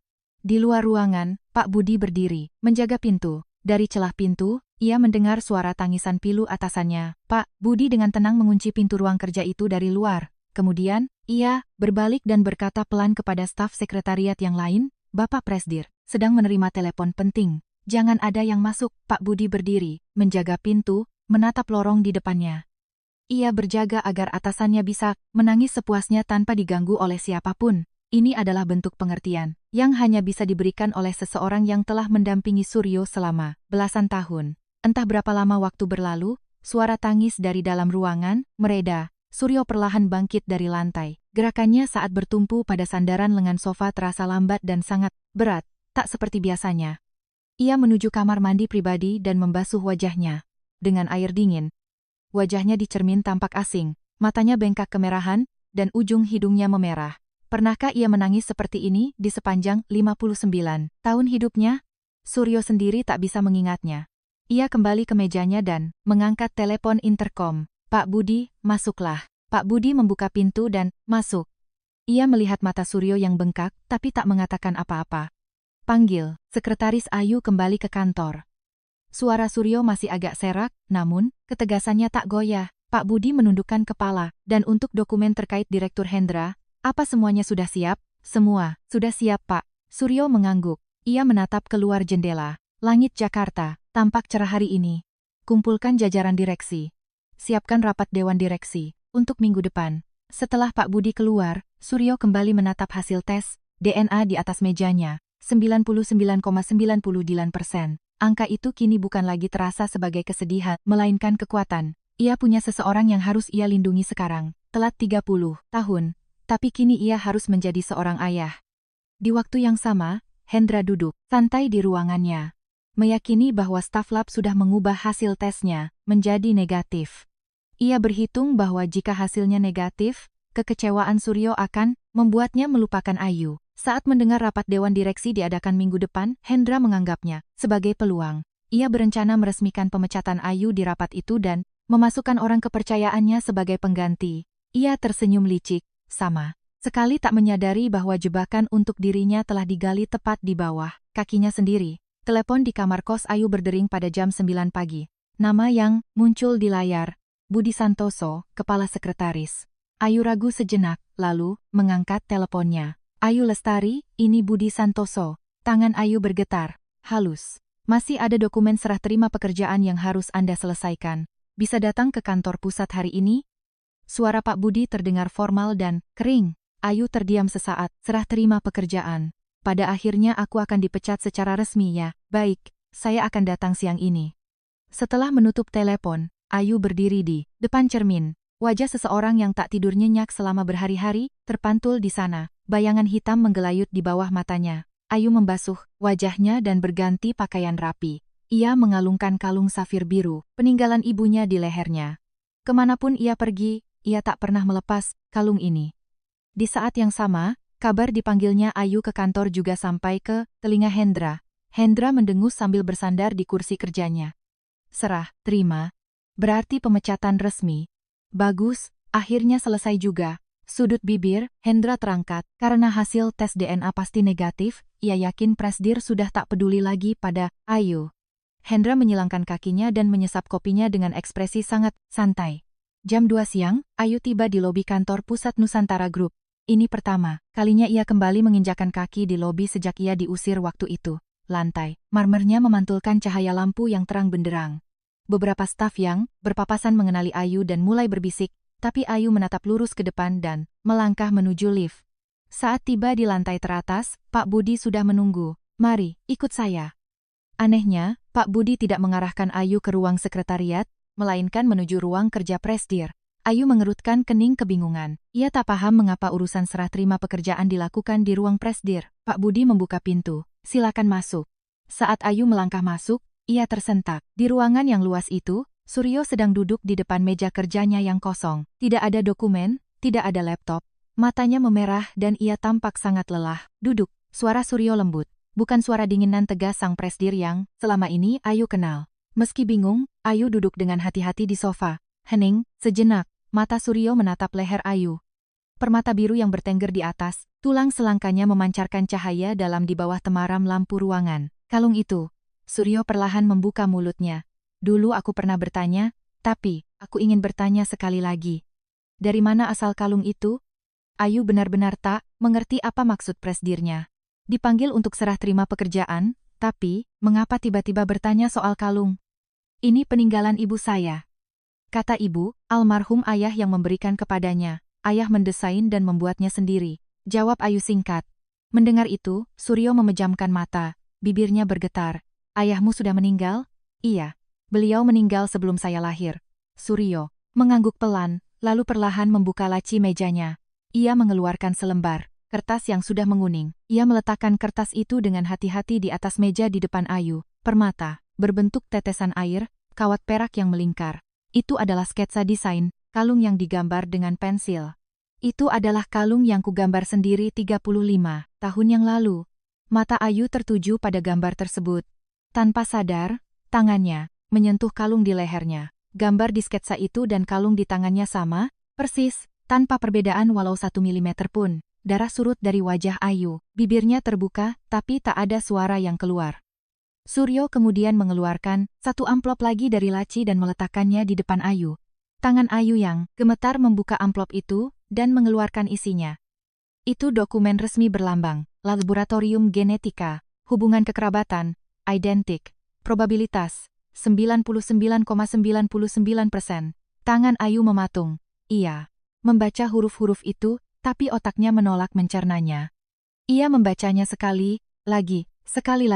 Ini, suara Ayu pecah. Suryo berdiri dari kursinya dan berjalan perlahan menghampiri Ayu. Ayu, kamu anakku. Ayu menatap wajah Suryo, kepalanya terasa berputar. Ia menatap kertas tes DNA, menatap sketsa kalung, dan kembali menatap wajah Suryo. Ayah sudah meninggal. Begitu kata ibu, tapi dia masih hidup, ada di sini, orang ini, Presdir? Pikiran Ayu menjadi kosong, total. Jantungnya berdetak begitu cepat hingga ia merasa akan kehabisan napas. Saya tidak mengerti maksud Bapak sama sekali. Ayu memaksakan satu kalimat itu keluar dari mulutnya. Ia meletakkan dokumen dan sketsa itu kembali ke meja, lalu berdiri. Kakinya gemetar hebat, tapi ia memaksa melangkah. Suryo mencoba mengatakan sesuatu, tapi Ayu tak menoleh lagi. Ia membuka pintu dan berlari keluar. Suryo hanya bisa menatap pintu yang tertutup itu dalam diam. Ia ingin menahannya, namun merasa tak berhak. Seseorang yang tak pernah ada selama 30 tahun, apakah pantas jika tiba-tiba memanggil dirinya seorang ayah? Suryo menghempaskan tubuhnya ke sofa dan menutup wajahnya dengan kedua tangan. Ayu tak ingat bagaimana caranya ia bisa sampai kembali ke kamar kosnya. Saat ia sadar, ia sudah duduk di lantai kamarnya. Tanpa melepas jaketnya, ia menyandarkan punggungnya ke dinding dekat pintu masuk dan menatap hampa ke depan. Ayah masih hidup, tapi ibu bilang ia sudah meninggal. Pandangan Ayu beralih ke meja kecil di sudut kamar. Di sana ada bingkai foto ibunya. Di foto itu, Aminah, muda tersenyum cerah. Ayu merangkak mendekati meja, mengambil bingkai itu dan memeluknya erat di dada. Ibu, kenapa ibu bohong? Suara Ayu serak dan bergetar. Ucapan-ucapan ibunya di masa lalu muncul satu persatu di ingatannya. Ayahmu meninggal waktu ibu masih muda. Dia orang yang sangat hebat. Kalung ini, ayahmu sendiri yang buat untuk ibu, hanya ada satu di dunia. Kalau ayah masih hidup, dia pasti sangat menyayangimu. Nah, setiap kali ibunya bercerita soal ayahnya, Ibunya selalu meraba kalungnya. Meskipun matanya menatap jauh dengan kerinduan, selalu ada senyum tipis di bibirnya. Selama ini, Ayu mengira senyum itu berasal dari kenangan manis yang bahagia. Kenangan indah bersama almarhum ayah. Tapi ternyata ayah belum mati. Dia masih hidup. Dan dia adalah seorang presdir dari perusahaan konglomerat. Emosi panas meledak dari dada Ayu. Kalau dia masih hidup, kenapa dia tidak pernah sekalipun mencari kita? Bayangan ibunya yang bangun jam 5 pagi untuk berangkat kerja di warung muncul di ingatannya. Punggung ibunya yang berangkat, menembus dingin dengan jaket tipis usang. Tangan ibunya yang mendinginkan, bengkak di bawah air keran dingin sepulang kerja larut malam. Sakit pun ibunya, tak pernah bolos kerja, karena jika bolos, hari itu mereka tak bisa makan. Lalu, 6 tahun lalu. Hari itu, ibu juga berangkat ke warung pagi-pagi buta, jalanan licin karena hujan. Semalaman, ibu yang terburu-buru takut terlambat ditabrak mobil di penyeberangan jalan. Saat tiba di rumah sakit, ibu sudah nyaris tak sadarkan diri. Ketika Ayu tiba di UGD, kalung safir biru itu masih melingkar di leher ibunya. Ada bercak darah di sana. Saat Ayu menggenggam tangan ibunya, sang ibu menggunakan sisa tenaga terakhirnya untuk berucap, "Ayu, jangan benci ayahmu ya." Itulah kata-kata terakhirnya. Jangan membenci ayah yang pergi terlalu cepat dan tak ada di samping mereka, tapi ternyata ayahnya bukan meninggal. Ia masih hidup. Ibu sudah tahu sejak awal bahwa pria itu masih hidup, dan sampai akhir hayatnya, ibu berbohong untuk melindungi pria itu. Air mata membasahi wajah Ayu. Ia meringkuk memeluk erat foto ibunya. Kecelakaan saat berangkat kerja pagi buta. Tubuh yang rusak karena bekerja dari subuh hingga malam. Menahan sakit karena sayang mengeluarkan uang untuk berobat, hingga penyakitnya makin parah. Semua penderitaan itu ditanggung ibunya sendirian. Otak Ayu belum bisa memprosesnya. Ia tidak merasa haru atau bahagia. Kemarahan yang membara dan kesedihan yang dingin bergolak liar bagai badai di dalam dadanya. Entah berapa lama waktu berlalu, Ayu meletakkan foto ibunya dan menghapus air matanya dengan kasar. Ia mengambil ponselnya. Ia harus bertanya langsung. Kenapa pria itu mencampakkan ibunya? Kenapa ia tak ada di samping mereka selama 30 tahun? Apa yang sebenarnya ia lakukan? Ujung jari Ayu gemetar, tapi sorot, matanya tajam dan mantap. Ayu ragu cukup lama sambil memegang ponselnya. Nomor pribadi presdir tertera di layar. Tangannya gemetar. Tapi jika ia tak menekan tombol itu, rasa panas di dadanya akan membakarnya hidup-hidup. Ayu menekan tombol panggil. Nada sambung berbunyi sekali. Belum sempat bunyi kedua selesai, Suryo sudah mengangkatnya. Seolah ia memang sedang menunggu telepon dari Ayu. Ayu. Suara Suryo terdengar di seberang sana. Suara yang berhati-hati dan gemetar. Begitu mendengar suara itu, seluruh emosi yang ditahan Ayu meledak keluar.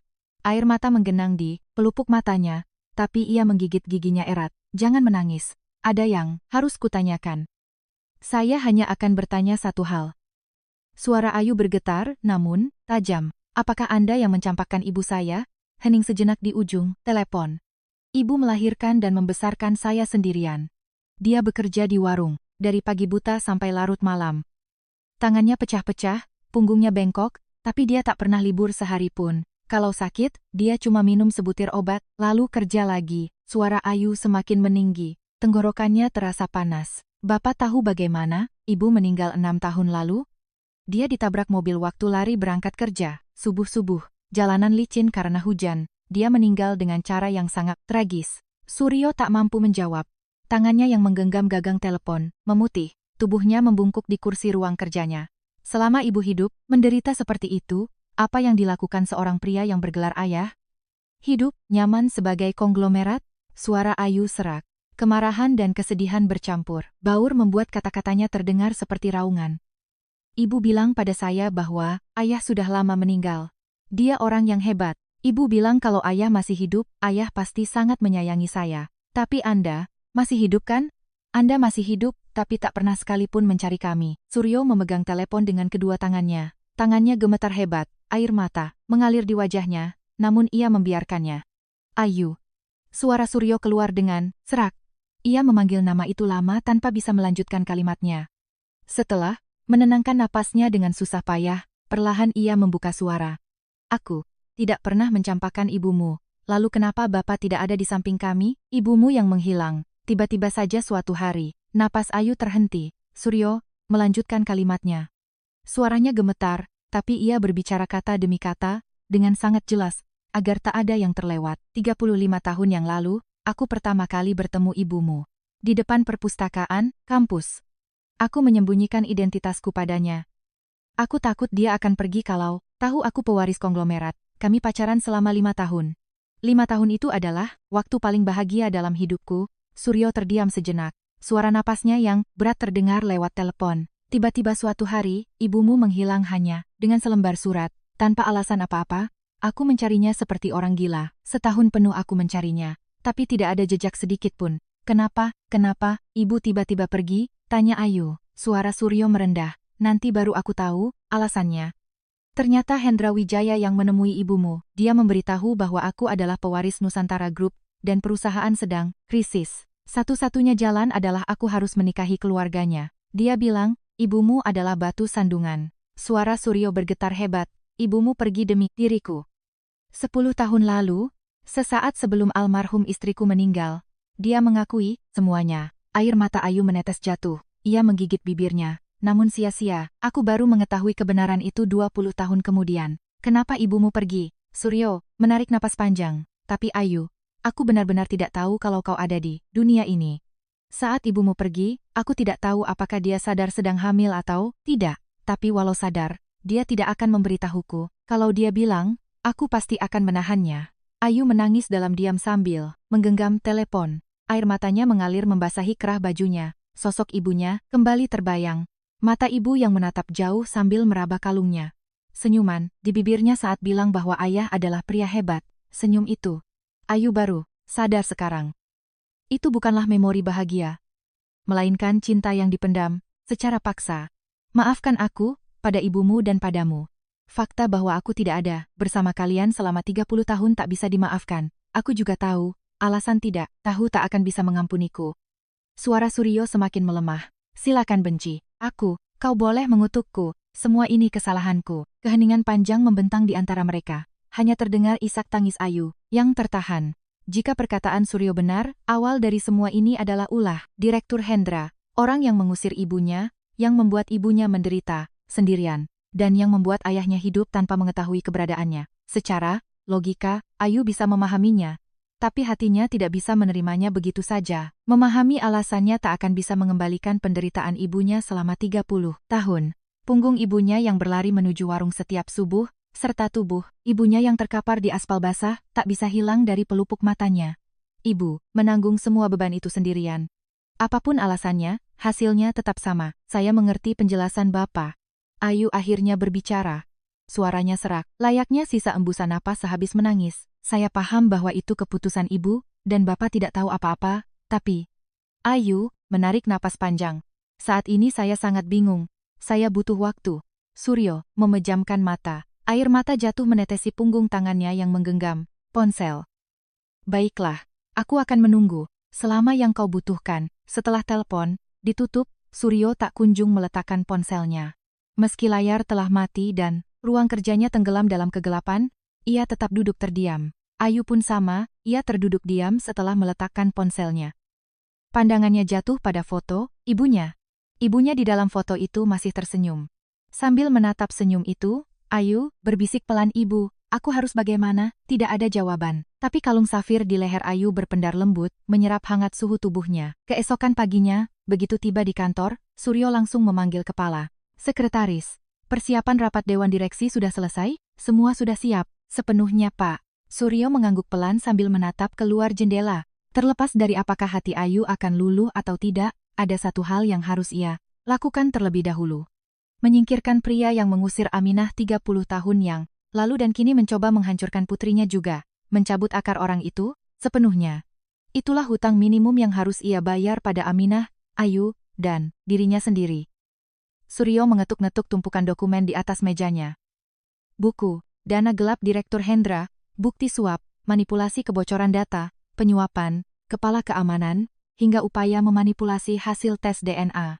Dokumen yang tertumpuk di brankas, selama bertahun-tahun berpadu dengan temuan baru dari Pak Budi, kini menjadi pedang yang tak tertembus. Jadwal dan agenda rapat sudah diberitahukan ke Direktur Hendra. Sesuai prosedur, kami hanya memberikan draft agendanya, laporan kinerja manajemen dan pembaruan personalia. Sudut bibir Suryo terangkat sedikit. Bagus. Pada saat yang sama, Hendra sedang memeriksa materi rapat di ruang kerjanya, laporan kinerja manajemen dan urusan personalia. Hendra berencana memanfaatkan rapat ini untuk menjadikan kasus Ayu resmi dan memasukkan anak buahnya ke kursi sekretaris utama. Ia merapikan ujung jasnya dan berdiri di depan cermin, membenarkan dasinya. Gerakannya penuh rasa percaya diri bak, seorang pemenang. Hanya tersisa beberapa hari sebelum rapat direksi dimulai. Namun senyum di cermin itu tak menyadari bahwa beberapa hari ini akan menjadi hari-hari tenang terakhir dalam hidupnya. Malam sebelum rapat Dewan Direksi, Suryo menelepon Ayu. Ia memintanya hadir di rapat besok.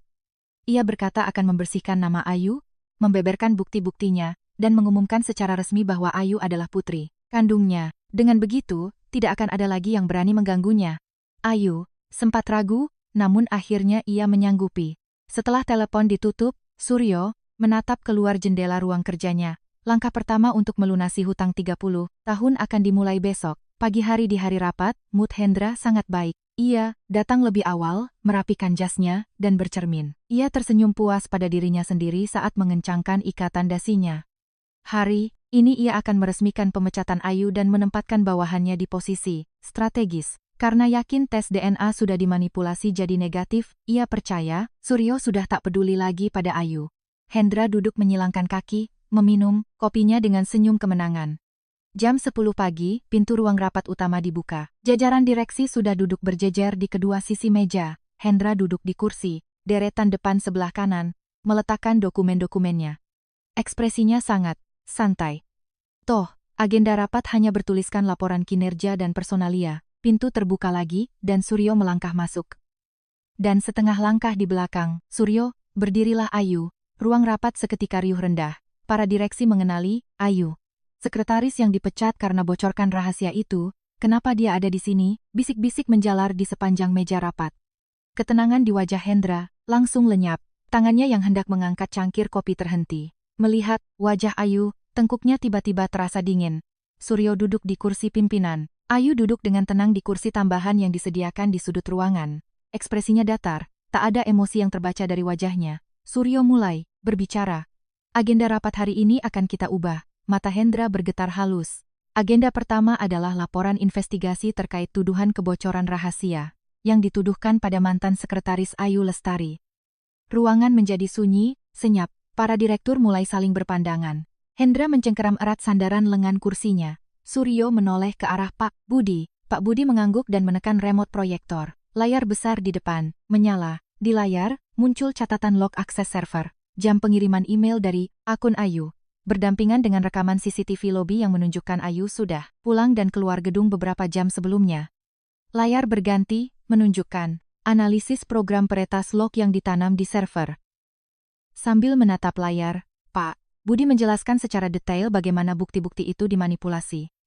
Ruang rapat kembali bergemuruh. Ekspresi wajah para direktur berubah drastis. Keringat dingin mulai menetes di dahi Hendra. Saat itu juga, pintu terbuka dan seorang pria masuk. Itu adalah kepala keamanan. Wajah Hendra langsung pucat pasi. Kepala keamanan berdiri di depan meja dan menundukkan kepalanya dalam-dalam. Saya menerima perintah dari Direktur Hendra Wijaya untuk memanipulasi data server dan memasukkan uang ke dalam tas saudari Ayu. Saya juga memberikan kesaksian palsu saat sidang komite disiplin. Saya mohon maaf yang sebesar-besarnya. Ruang rapat membeku Bas. Seluruh pandangan direktur kini tertuju pada Hendra. Hendra melompat berdiri dari kursinya. Hei, kamu gila?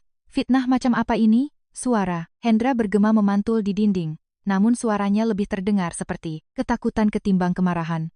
Suryo sama sekali tidak menatap Hendra. Ia hanya memberi isyarat anggukan pada Pak Budi. Layar kembali berganti. Kali ini, buku pembukuan dana gelap Hendra terpampang di layar. Bukti penerimaan, suap dari vendor, catatan transfer penggelapan uang perusahaan. Lalu video, rekaman saat kepala keamanan menerima tas berisi uang dari ajudan misterius di lobi hotel mewah.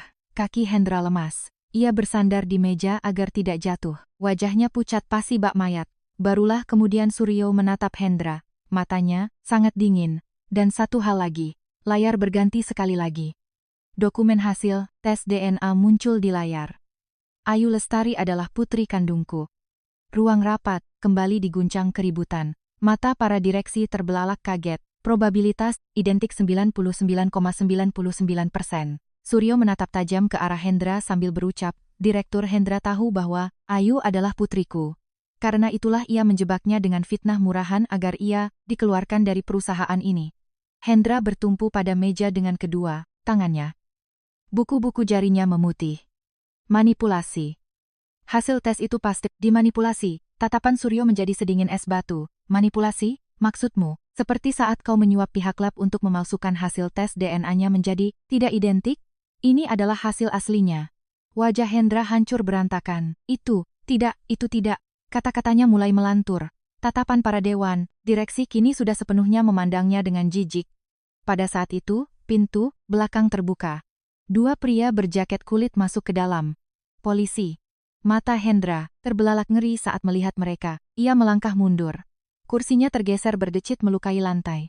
Direktur Hendra, Wijaya, kami minta Anda ikut ke kantor atas tuduhan penggelapan dalam jabatan dan perusakan barang bukti. Suara polisi terdengar formal dan datar. Kaki. Hendra kehilangan kekuatannya. Tubuhnya yang hanya berpegangan pada meja merosot, jatuh ke kursinya. Kak. Hendra memelas menatap Suryo. Matanya merah dan berair. Kak Suryo, jangan lakukan ini. Ratna sudah titip aku pada kakak. Kakak, sudah janji pada Mbak Ratna kan?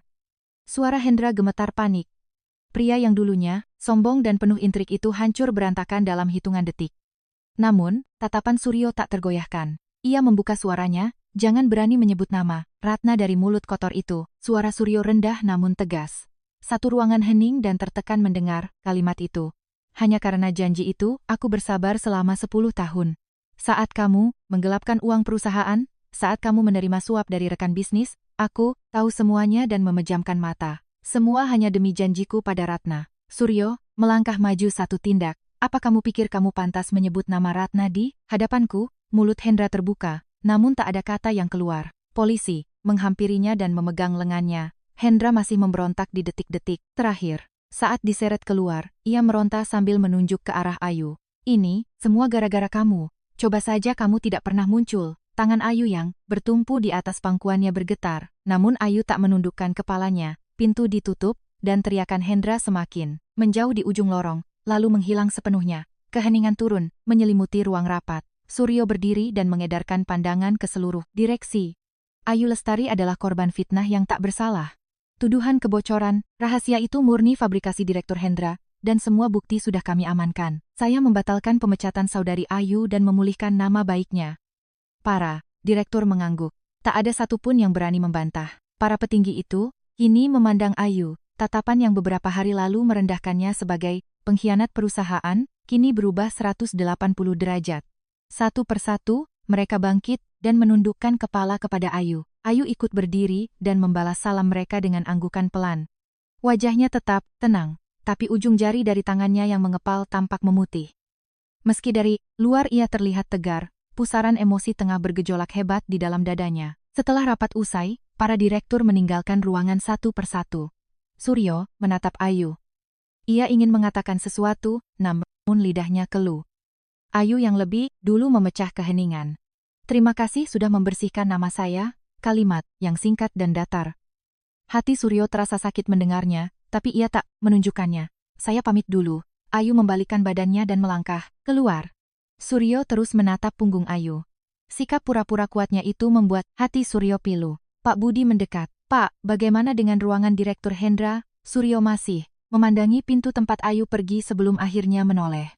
Pindahkan semua barangnya ke gudang dan kosongkan ruangannya. Pak Budi menunduk hormat lalu pergi. Suryo kini sendirian di ruang rapat yang besar itu. Ia menatap dokumen yang berserakan di atas meja. Bukti korupsi, laporan sabotase, kertas hasil tes, DNA. Ini adalah pedang yang ia ayunkan demi menebus hutang 30 tahunnya. Namun, setelah mengayunkan pedang itu, yang tersisa di hati Suryo bukanlah kepuasan. Kenyataan bahwa Ayu masih belum bisa menerimanya sebagai seorang ayah. Hal itu masih menjadi beban yang mengganjal hatinya. Berita rapat itu menyebar dengan cepat ke seantero perusahaan. Staf yang sempat memalingkan wajah dari Ayu kini mengetahui kebenarannya. Malam, harinya di kamar kosnya, Ayu duduk di ranjang memandangi foto ibunya. Tangannya menggenggam erat kalung safir biru itu. Ibu, namaku sudah bersih, gumam Ayu, pelan. Namun, Di lubuk hatinya masih ada simpul yang belum terurai. Ayu belum tahu bagaimana pria tua yang kini menjadi ayahnya itu akan mengisi sisa waktu mereka. Malam keesokan harinya setelah rapat Dewan Direksi, Suryo memerintahkan sopirnya untuk menepi. Mereka berada di mulut sebuah gang sempit di wilayah pinggiran Jakarta. Tunggu di sini.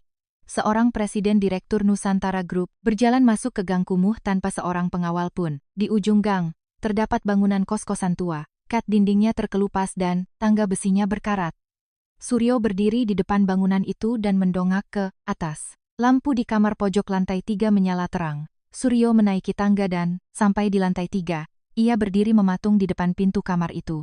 Setelah menarik napas panjang, ia mengetuk. Terdengar suara langkah kaki dari dalam. Pintu terbuka perlahan. Ayu berdiri di sana. Matanya membelalak kaget melihat Suryo di depan pintunya. Suryo menatap mata Ayu.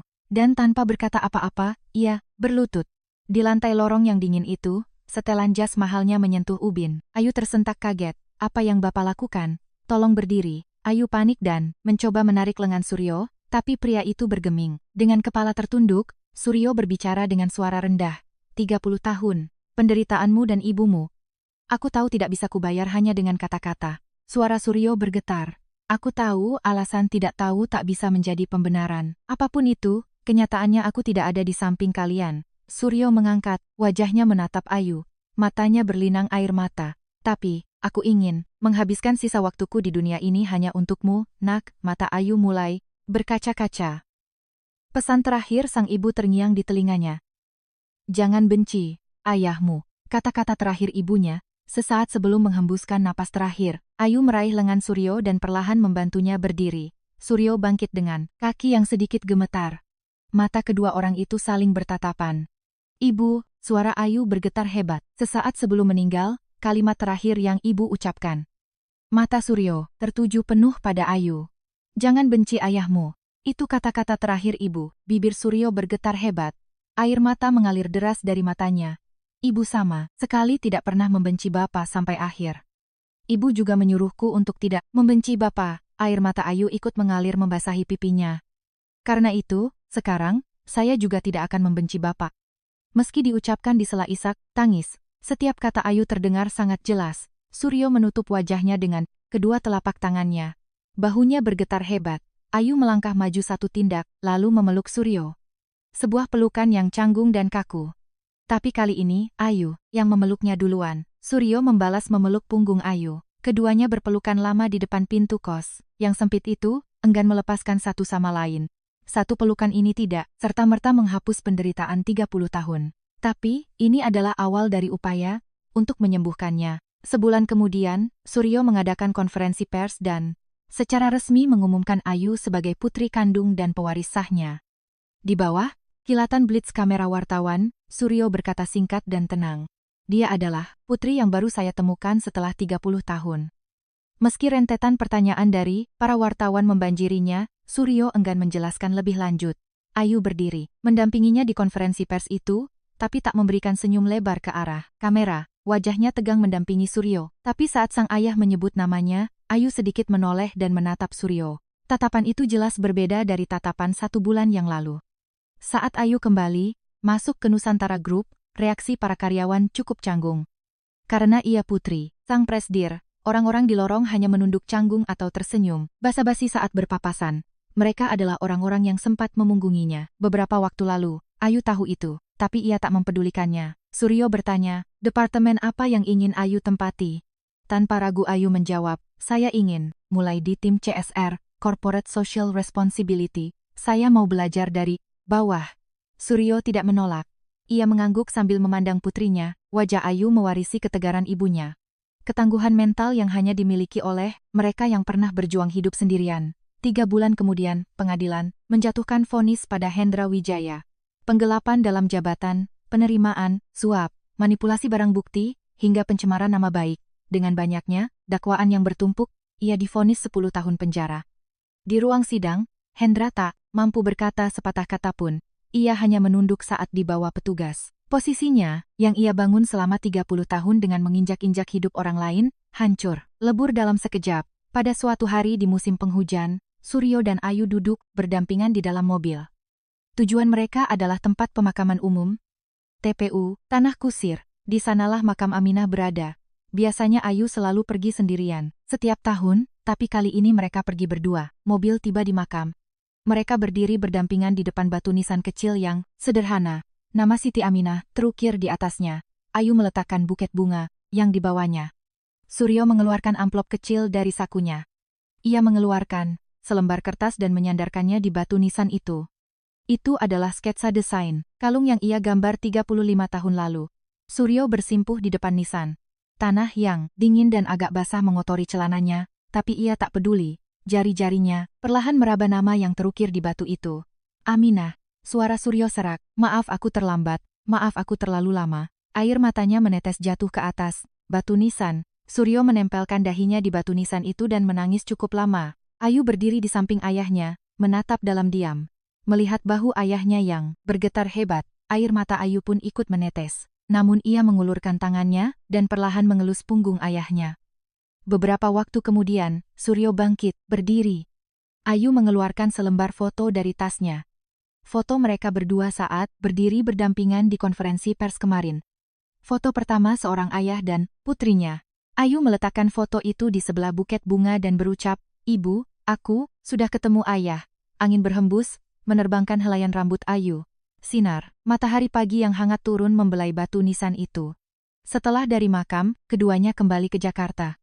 Ayu memberikan sebuah alamat kepada sopir. Tujuan mereka adalah sebuah warung mie godok tua di gang sempit. Warung yang sering Ayu datangi bersama ibunya saat ia masih kecil. Suryo turun dari mobil dan mendongak menatap warung itu. Papan nama usang, pintu masuk sempit. Mata Suryo menyipit, tempat ini, gumam Suryo pelan. Tempat yang sering kudatangi, bersama ibumu. Ayu menatap Suryo dengan mata terbelalak. Ayah pernah ke sini, bareng ibu? Iya. Dulu waktu kami masih kuliah, kami sering makan berdua di sini. Mata Ayu berkaca-kaca. Ia akhirnya paham mengapa ibunya sangat menyukai warung ini. Bagi sang ibu, tempat ini bukan sekadar warung mie godok yang enak. Disinilah tersimpan memori indah bersama orang yang sangat dicintainya. Mereka berdua melangkah masuk. Di dalam, seorang ibu tua yang punggungnya sudah bungkuk menoleh. Melihat wajah Ayu, wajahnya langsung ceria. Nuk Ayu, mampir lagi? Iya bu.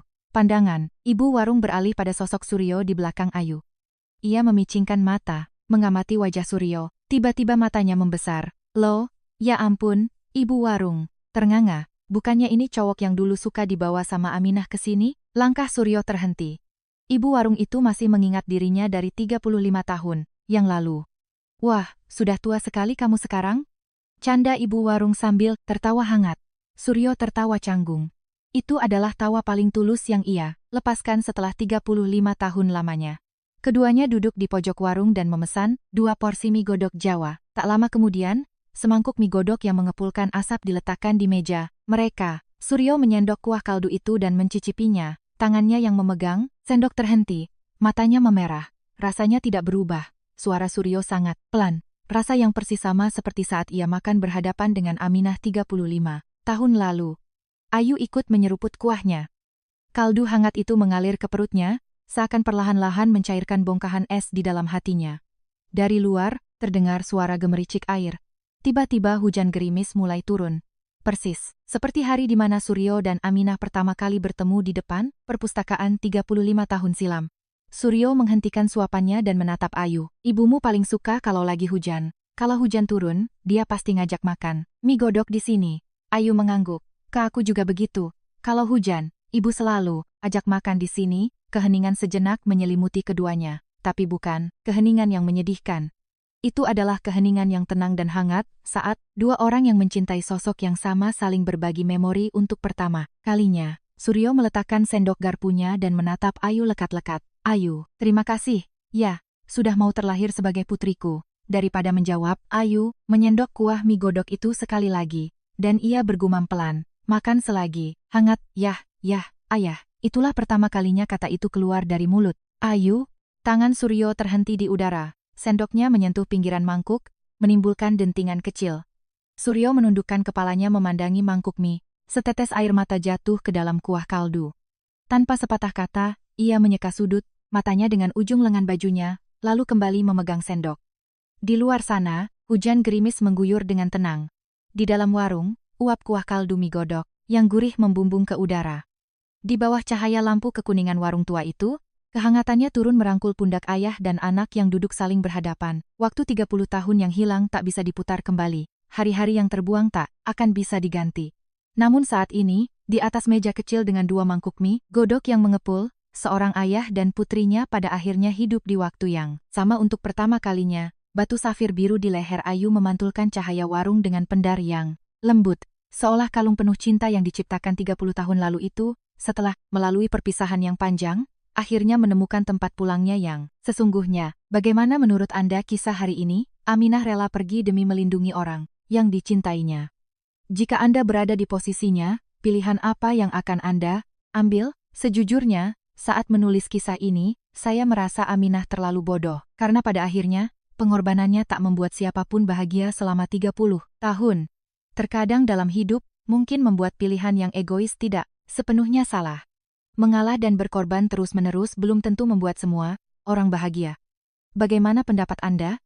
Silakan bagikan pendapat Anda di kolom komentar. Jika kisah hari ini menyentuh hati Anda, jangan lupa subscribe dan like. Saya akan kembali dengan cerita yang lebih menarik. Terima kasih sudah mendengarkan.